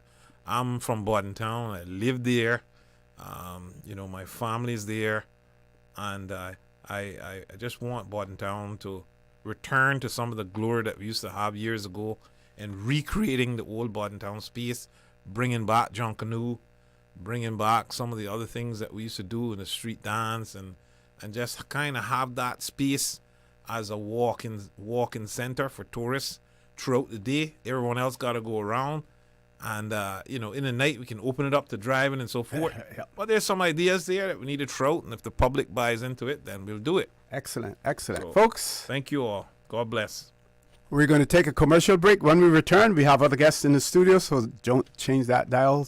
Talk Today will be back shortly. The proceeding was a paid political broadcast. Stay cyber secure with Cayman National. Protect your computers and mobile devices with security software to defend against cyber attacks through viruses, malware, and other online threats. Be aware of unsecure Wi-Fi connections when in public.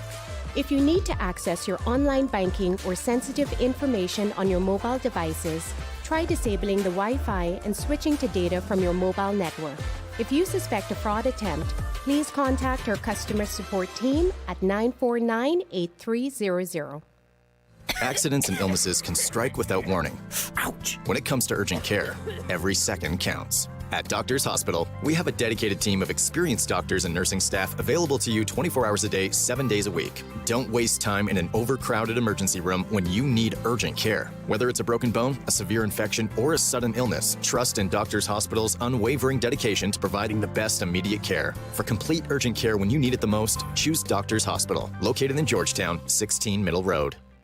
Easter vacation is just around the corner, and Cayman Airways has added multiple extra flights to some of your favorite destinations, some of mine too. Look here, they got seats available now for booking on extra Easter flights between Grand Cayman and Kingston, La Ceiba, Miami, Cayman Brac, Little Cayman, and you can even catch a non-stop flight to Montego Bay for Easter. Check it out. You can visit CaymanAirways.com, contact a local travel agent, or call Cayman Airways Reservations on 949-2311. And don't wait too long though, because these extra Easter seats always sell fast. Be sure to add your Sir Turtle Rewards number to your booking so you can earn more miles for more free trips this year. Well, I know where I'm going. I'll see you on board a uniquely Caymanian airline for Easter.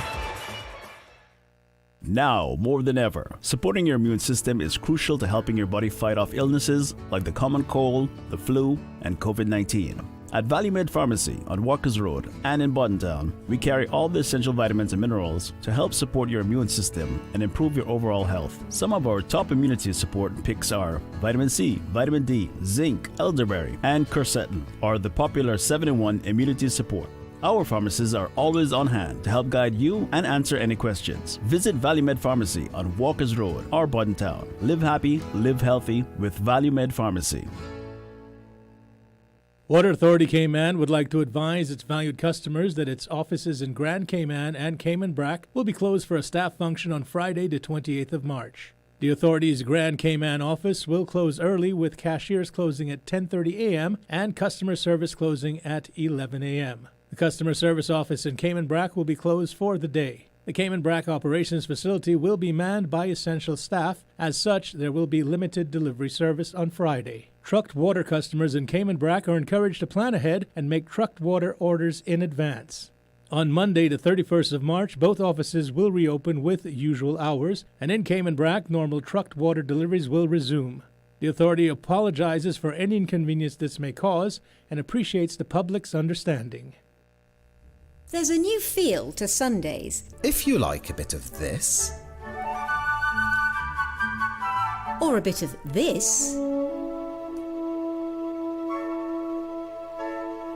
or even a bit of this.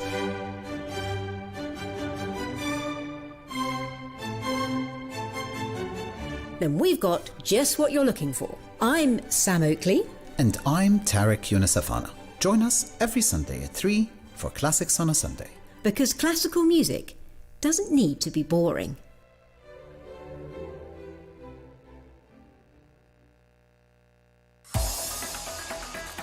Radio Cayman's Talk Today.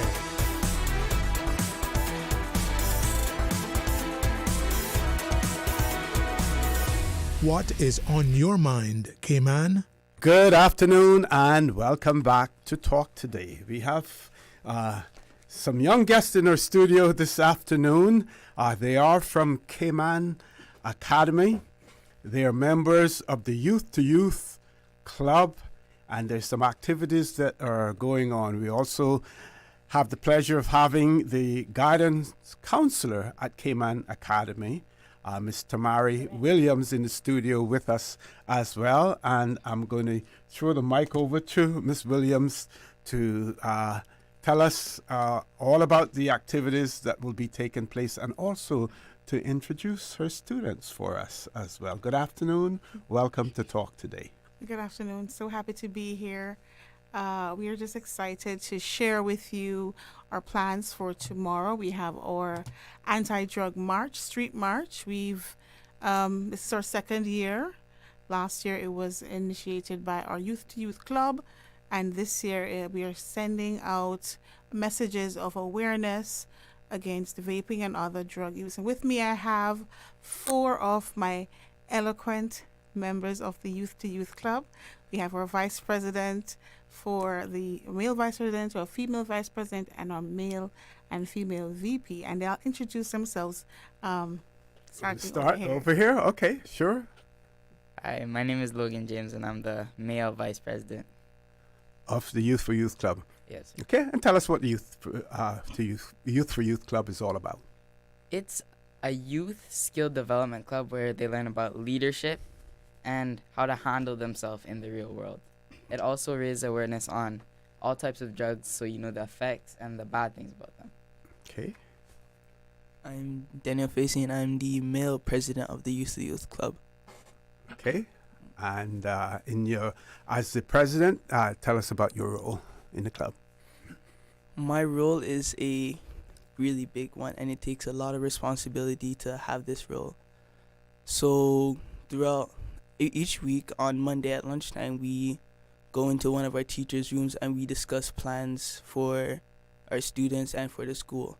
So some you may know, Friday we'll have our drug march, where we'll be going through Walker's Road up to Bayshore Mall, then come back down that road to Menoria Avenue, turn back into the school, where we will have a church service after the march to better strengthen the foundation on our march. Mm-hmm. And these meetings that you have at lunchtime, does that provide enough time for you to make decisions and get things done, or do you have meetings outside of that time as well? Not frequently. If we need extra time, we will have meetings outside of the club, but within the time that we have, we do get what we need to get done. Okay, young lady. Good afternoon. Good afternoon. I am the female president of the Y2Y Club. Okay. And your name is? My name is Shinuki Siriwardana. Okay. And as the president, tell us about your role. My role is a lot about responsibilities. I mostly help with all the drawings, like physical stuff, like posters when it comes to tomorrow's. And is that your forte? Is that what you're good at, drawing and stuff like that? Yeah, drawing and posters all along. Okay. Now, this position that you hold, is it volunteer? You volunteer yourself for it, or you are chosen by your peers? I was chosen by my peer.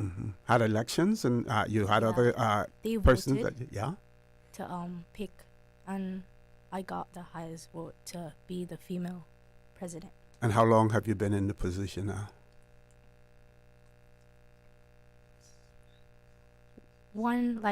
Closer to 1 year now. Okay.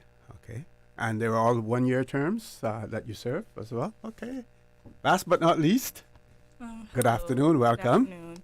My name is Peyton Hamilton. I am the girl vice president for White to White Club. Okay, and tell us about your role.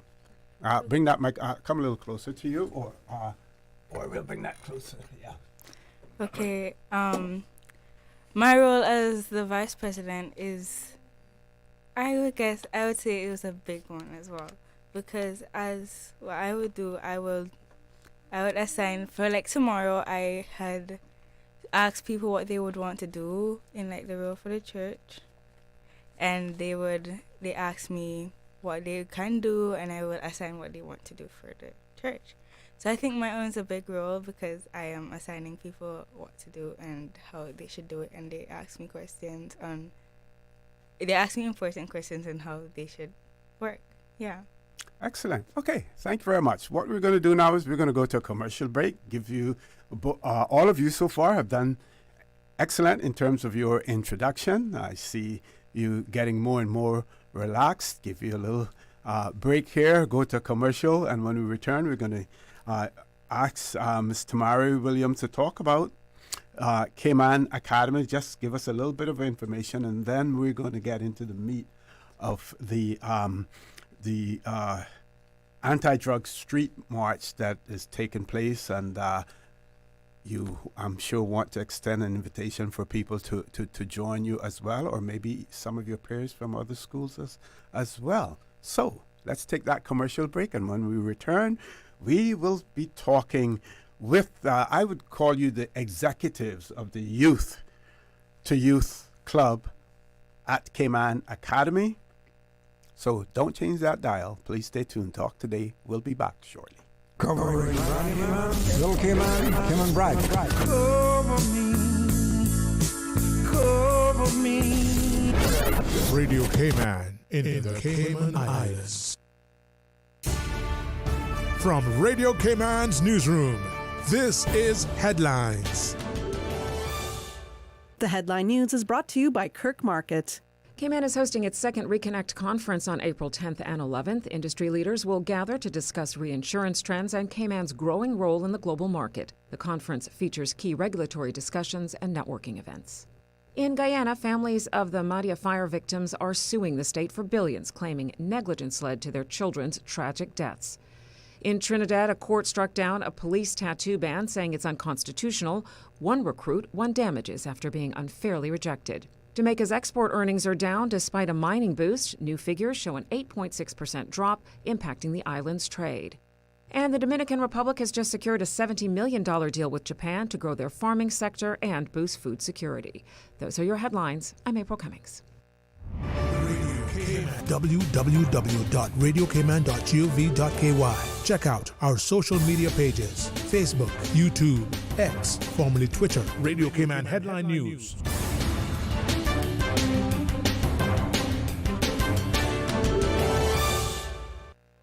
Looking for fresh, healthy food that's full of flavor? Then you've got to visit Kirk Market. Our dishes are made with fresh, high-quality ingredients. Enjoy vibrant mixed greens or satisfying pasta salads. Or try one of our delicious grill options like blackened chicken, spicy beef steak, or grilled salmon.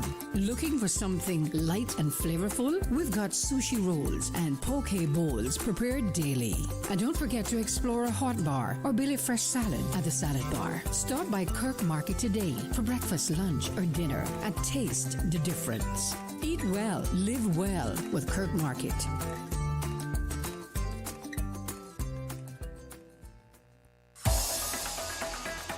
Radio Cayman's Talk Today.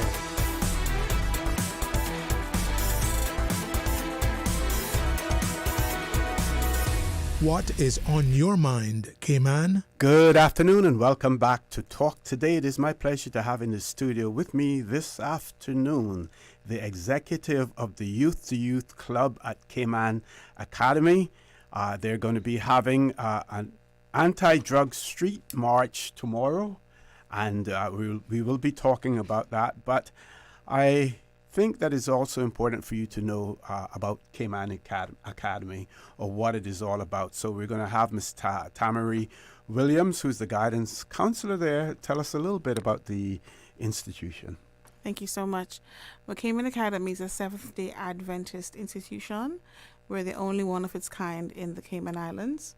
We're located on Walker's Road, adjacent to the Cayman Islands Conference of Seventh-day Adventists. We're a small private school. To date, we have 106 boys enrolled and 145 girls enrolled, and we have students from the ELC all the way up to year 11. As we said, it's a private school. We promote the principles of the Seventh-day Adventist church, and what we promote is healthy lifestyle, and we encourage our students to get involved in different activities because we believe in holistic education. Yes. Okay, so let's talk some more about the march that is taking place, the anti-drug street march tomorrow. Yes. First, we could talk about the route. Yes. So we start tomorrow morning, 8:30 from our school, and we'll be taking the route from Goring Avenue through to Shedding Road, Seafarers Way, South Church Street, and down through Memorial Avenue. We'll make our way back to Cayman Academy. We'll end our march officially at the King's Seventh-day Adventist Church, which is located behind the school, behind the school playfield.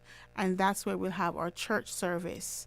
So we try to make sure the students go out as early as possible because we know the sun can be quite ripe in the mornings.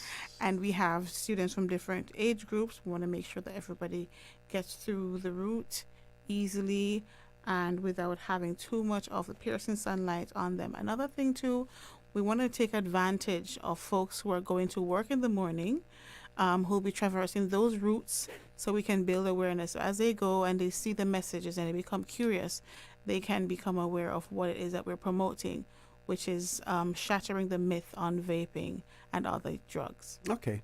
Can we talk a little bit about shattering the theme, shattering the myth on vaping, and talk about some of the dangers that vaping presents to the users, and what do you know, in terms of Cayman, do we have any insights in terms of what is happening? And, either of you can choose to speak about that. Go right ahead. Yes. So a lot of people, they don't know the effects of vaping, which some are like certain flavors will give you something called popcorn lung, which degrades your lung and it's kind of hard to breathe. And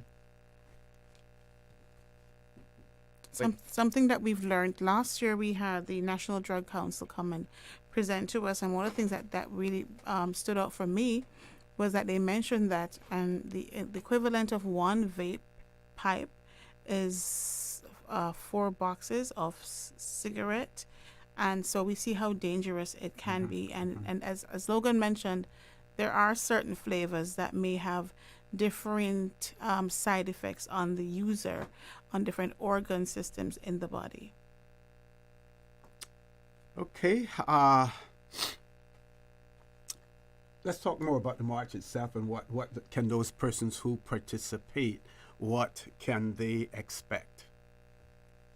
Okay, so like Miss Williams said before, the march would be going down Walker's Road, up Bayshore, down that road down to Monora Avenue, and we come back into the school. It goes to King's Church. And the march will bring together students from primary to high, as we thought we're going through Goring Avenue, Surface Ways, South Church Street, and Monroe Avenue, ending back at Cayman Academy. The event will conclude with a special program at King's Church featuring presentations from the ELC and primary school students, as well as guest speakers who will share valuable insights on drugs prevention. Okay. Miss Williams. Yes. In the future, are there any plans to possibly include other schools in this, since Yes. it is an issue that the young people want to pay attention to, and it has no boundaries when it comes to schools, you know, and young people can be everywhere. Are there? We've been having conversations since last year. From we were planning our initial drug march last year. We were having conversations about how we can involve our other schools, and so the National Drug Council has been looking into that, and we're looking to expand it. We wanted this year to be the year for the expansion and collaboration, but it has not yet materialized. We're working on that because we want to make sure that our message is spread wide and far, because we have noticed the increase in the use of vapes, and we've noticed that the demographic age has been getting younger and younger. So we want to make sure that we build that awareness. So there is plans for collaboration in the future. Okay, tell us about the Y2Y club, youth to youth club, and how it goes about supporting drug prevention and the use of drugs, preventing the use of drugs. Okay, the Y2Y Club of Cayman Academy meets weekly at lunchtime to discuss a healthy lifestyle and alternate ways that we can have fun without drugs. We also help students develop skills to manage stress and avoid situations that could lead to substance abuse. Our goal is to create a positive support and positive network for the young people of our school. Yeah. Okay. Now, you mentioned stress there in terms of students, and adults sometimes will feel that we're adults. You're talking about stress. You know, we're the ones that are stressed out. We're the ones that have to deal, you know, with all of the issues. We have to ensure that we provide you with food, provide you with clothing, provide you, you know, with the lunch money, school books, and everything. So sometimes it's not easy for us to understand what you as youngsters are going through. Can we have a heart-to-heart talk in terms of some of the things that you deem to be, you know, stressful in your young life? It may be, I don't get enough time to do all of the things that I want to do because I have so much homework that I have to do, or the pressures of tests and exams, or the pressures of achieving certain grades so that you know that you're going to be accepted into particular schools. Let's talk about it. So, students day to day, they go through a lot of different things. Stress, problems, and tests, exams, all of that. Students, they don't really like to talk about their problems with their parents. And it's a normal thing for people not to want to express their feelings with another person. I've had experience with this many times before. So being able to have family that provides and caters for my needs is a way that helps prevent this stress from overtaking my mind, and it keeps my mind off of all the problems that will come in the future, and it helps me stay focused on the present and be more attending and more stabilized to bring out good work and make my parents proud so I can have a great and better future. Okay. Anybody else want to share their experiences or experiences of others, you know, of your colleagues? What about peer pressure? Is there peer pressure amongst you in terms of to do certain things? I'm sure that vaping, for instance, there may be a lot of peer pressure for people to vape. I don't really have any experience or like have any of my friends like peer pressuring me or have been peer pressured into doing vapes or drugs per se. but I know that some of them have been peer pressured into doing other things. I don't want to bring up those examples. No. But peer pressure is something that is like one of the main things that students suffer from. Wanting to have recognition from their friends and their peers by doing things that they wouldn't normally do is something that's a problem within the schools. And as Youth to Youth, we speak to youth, and we are a youth-led group. So we talk about these things, and we help them with their social skills and be able to stand up for themselves, so that when these times come, they can be able to say something and say, I don't want to do this, or I don't want to do that. Okay, we're going to take a commercial break, folks. When we return, we will continue the conversation with the Youth to Youth Club of Cayman Academy. We're talking about their anti-street march taking place tomorrow in the studio. We have the members of the executive of the Youth for Youth Club, as well as the guidance counselor, Miss Tamari Williams, as well. And, when we return, talking about, some of the pressures and stuff like that, we talk about the role of the guidance counselor. And, this is a good time for you to get in her good books by saying, how good she is as a guidance counselor, to you, and how she has guided you, as well. Folks, don't change that dial. Please stay tuned. Talk today. We'll be back shortly. Easter vacation is just around the corner, and Cayman Airways has added multiple extra flights to some of your favorite destinations, some of mine too. Look here, they got seats available now for booking on extra Easter flights between Grand Cayman and Kingston, La Ceiba, Miami, Cayman Brac, Little Cayman, and you can even catch a non-stop flight to Montego Bay for Easter.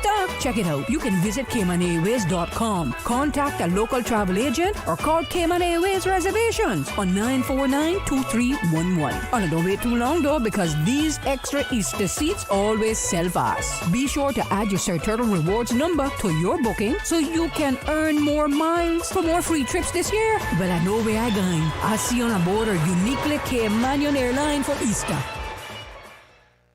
Subway and Oreo has changed the dessert game. Introducing the Oreo footlong cookie, a full 12 inches of chocolatey, creamy goodness. It's big, it's bold, and it's here for a limited time. Perfect for sharing or not. We won't judge. Want it fast? Order ahead with the Subway Cayman Islands app for quick pickup and earn loyalty points, or get it delivered straight to your door with Bento and Let's Eat. Don't wait. Treat yourself today. The Oreo footlong cookie is calling your name. Subway. Eat fresh. Snack sweet. Stay cyber secure with Cayman National. Here are a few tips that will benefit you. Ensure to log out completely when you finish any online banking activities. Be aware of phishing attempts and only click links from trusted sources that are sent from your device through emails and messages. Remember, Cayman National will never ask you for your credentials. If you suspect a fraud attempt or that your account has been compromised, please immediately contact our customer support team at 949-8300. Freedom, Cayman Brac. Freedom, Little Cayman. Soft breezes, blue waters, no traffic. Unwind and rejuvenate your mind, body, and soul. Sister Island Staycations, a taste of freedom. Discover all that our sister islands have to offer. The nation listens. The candidates speak. Subway presents the General Election Debates, live in studio on Radio Cayman 89.9 FM and 93.9 in the Sister Islands. Every Monday and select Wednesdays from 7 to 10 p.m. 2 sessions.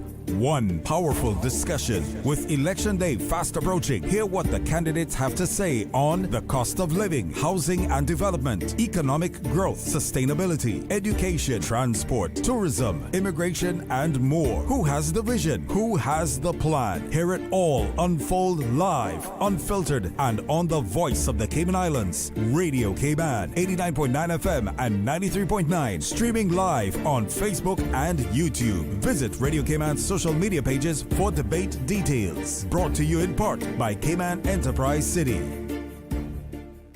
Also brought to you by Reflections, UCCI, and Yum. Radio Cayman's Talk Today.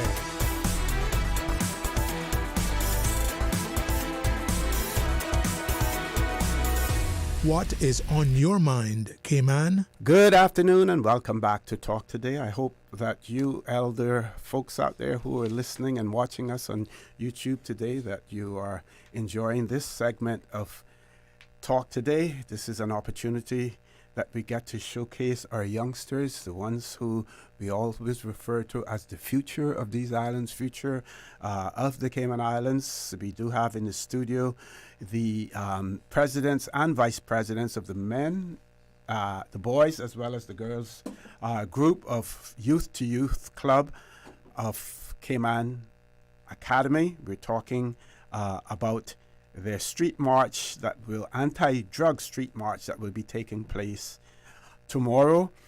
It will conclude with a special program at King's Church.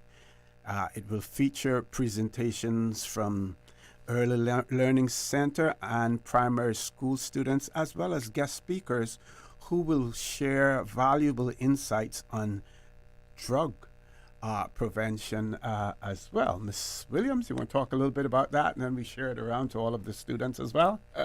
Right, so the students have put this program together. They've been working on this since last year. We had a successful march last year, successful program in our church. And I'd just like to plug here that our school came out on top for the poster competition, the jingle competition, right? We got the trophies for those, so that's a good thing. At the King's Church, there'll be a program that will feature our students, primary and ELC. We try to make sure everybody's included and involved. And I'll allow Peyton to tell you a little bit more about what the program entails and who our guest presenter will be, and others can chime in a little bit more on that as well. Okay, Peyton. Okay, so tomorrow we'll be hearing from a very special presenter. Her name is Miss E. Banks from the National Drug Council. Her story is a very transforming one. She was a former drug addict. She knows firsthand on the struggles of addiction, but even more so, the power of recovery. So I believe she's going to have a very good impact on us at Cayman Academy because she will be making a difference in our community. And I take it that you're all looking forward to that. Yeah, huh? We're really looking forward to it. Excellent. Anyone else want to chime in on something in relation to that? We also, Eve had stretched out to all of the classes and asked them to make posters. So when we are walking on the road, the people who are driving by or walking by will be able to see the posters and might want to be more interested and can join us in our march. Okay, and let's remind our listening and viewing audience, the public as well, what time the march will start again. Let's go over the details. We start at 8:30 at Cayman Academy, and then we will work our way through Goring Avenue, Shedding Road, Seafarers Way, South Church Street, and back down through Memorial Avenue. We'll make our way to the King's Church that is behind our school on Mango Turn off Walker's Road. And that's where we will culminate everything for our day. We try to make sure that all the students are involved in one way or another. And even though our ELC will not be walking with us because of the obvious danger, we're still trying to make arrangements to have them on our school bus. But if that's not possible, they remain on campus, and then at the appropriate time, they will meet us by the church. Okay. And have you managed to arrange any sort of like a police escort with the Royal Cayman Islands Police Service Traffic Department? That is for sure. We cannot leave the compound to do anything on the street without our police support. So we do have the police officers who will be escorting us with their vehicles. And we also have police officers who are parents who will also be involved. And we have parents who will be volunteering to be at certain checkpoints to make sure that the students are traversing safely.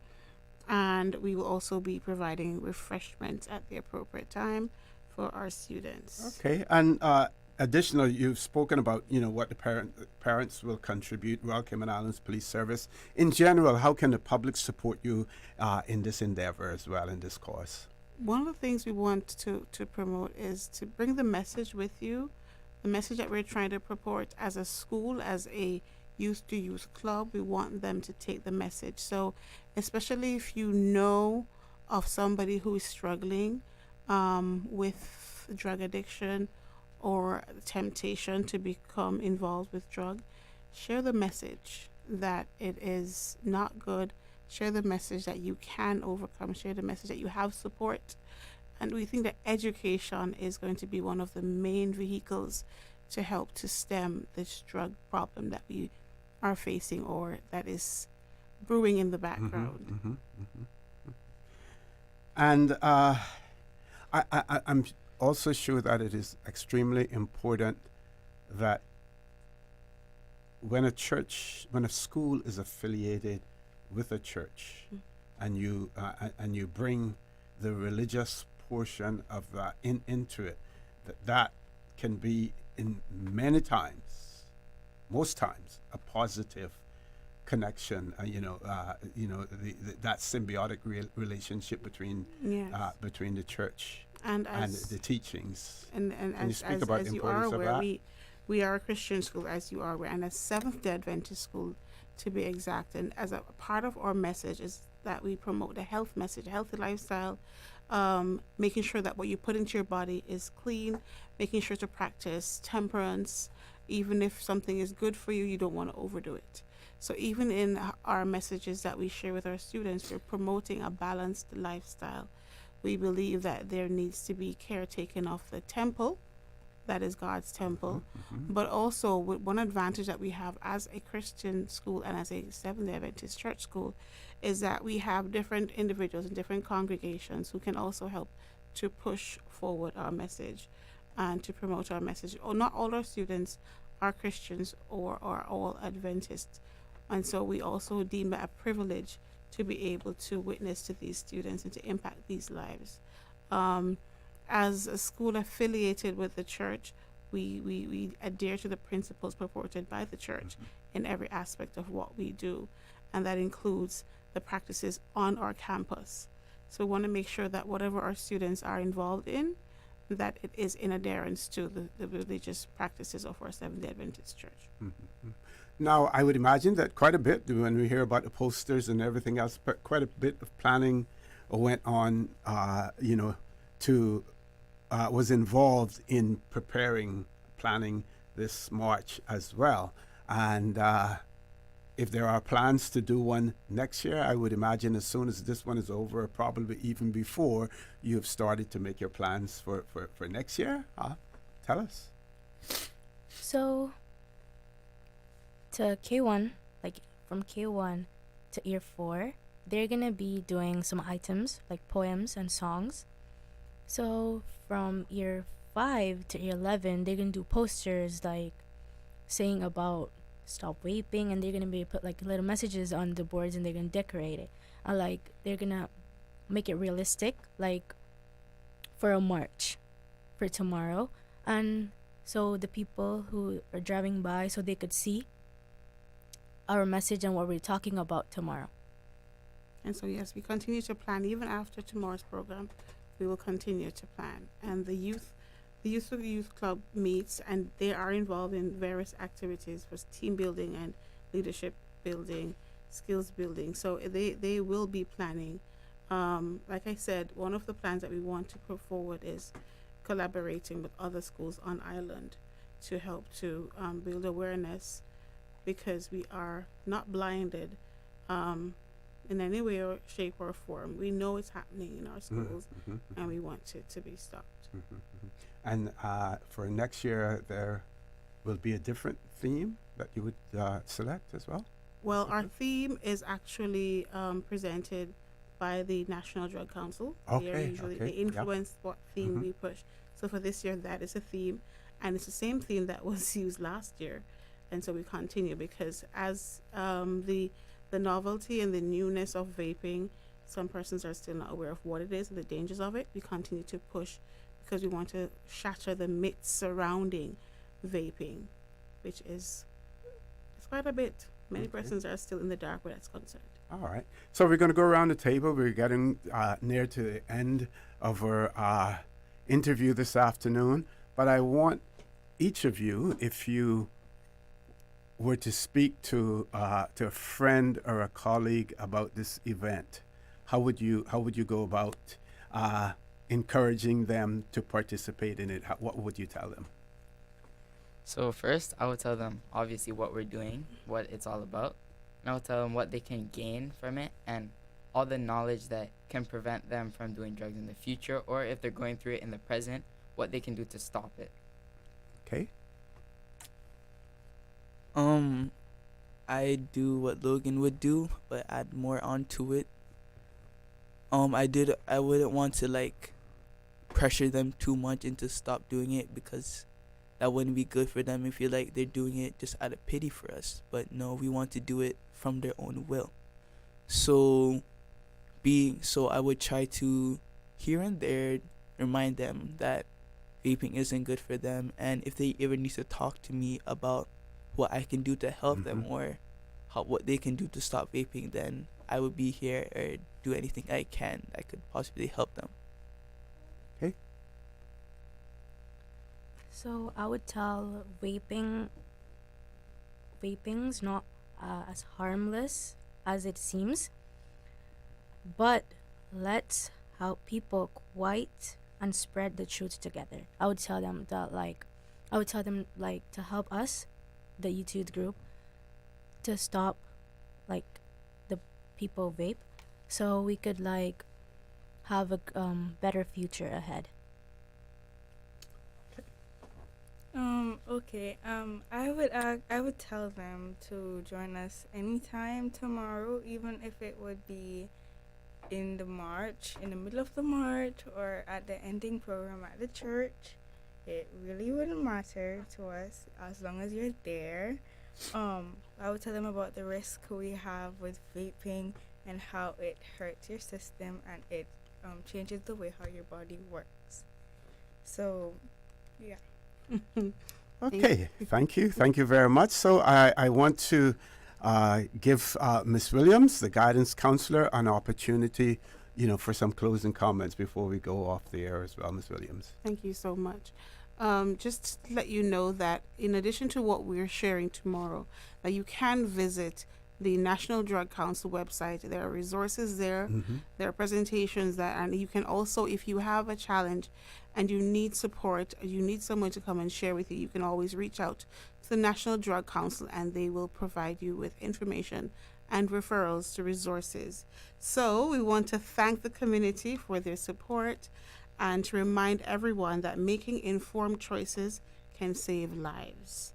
Join us tomorrow at 8:30 at Cayman Academy as we take a stand against drug use and work together for a healthier future. Let's shatter the myths on vaping. Okay, I want to thank all of you, for arranging this via the National Drug Council. This street march, the anti-drug street march, as well, we have seen in many countries, especially, those countries that have been fairly affluent, where, things are easily available, where drugs, illegal drugs have ruined so many lives, so many families, and we need to really do our part here. We really need to address the situation, because while some people may bury their heads in the sand and say we don't have a problem, there are others who know that there is a problem. And the four of you here, you're in that community where, in your own space where the adults are not, and you know more about what's happening, within your age group. And it is really encouraging that you are taking the stance, that the other members of your school and your community are taking the stance, and we need to spread that throughout the whole Cayman Islands as well. So I wish you all well. look forward to another opportunity to maybe sit with you and talk and to interview you. Looking forward to, next year as well to see what's taking place. Not sure if I'll be behind the mic, but, we certainly will welcome that as well. And so this ends the show. I want to say to all of our listeners out there, thank you very much for allowing us into your homes, into your vehicles as you traverse the busy roads of the Cayman Islands, into your places of work. I want to remind you that we are our brothers and our sisters keepers. There is always someone out there who's less fortunate than we are, and I ask you to extend a helping hand to them. If you can't do that, then I suggest you donate to a worthy charity, because we always want to consider those who need, not necessarily those who want or even those who crave. So enjoy the rest of your day. Please stay safe, and as usual, we ask the good Lord to bless these three beautiful, wonderful Cayman Islands. Talk Today is brought to you by Subway, open 24 hours in Countryside, Anderson Square in Georgetown, and Centennial Towers in West Bay. And by the Ministry of District Administration. Explore your history, explore your land, explore your sister islands. And Cayman Airways. Call them on 949-2311 to book your nonstop flights to Los Angeles and Panama. And Doctors Hospital. Peace of mind is important when life happens. Doctors Hospital, always there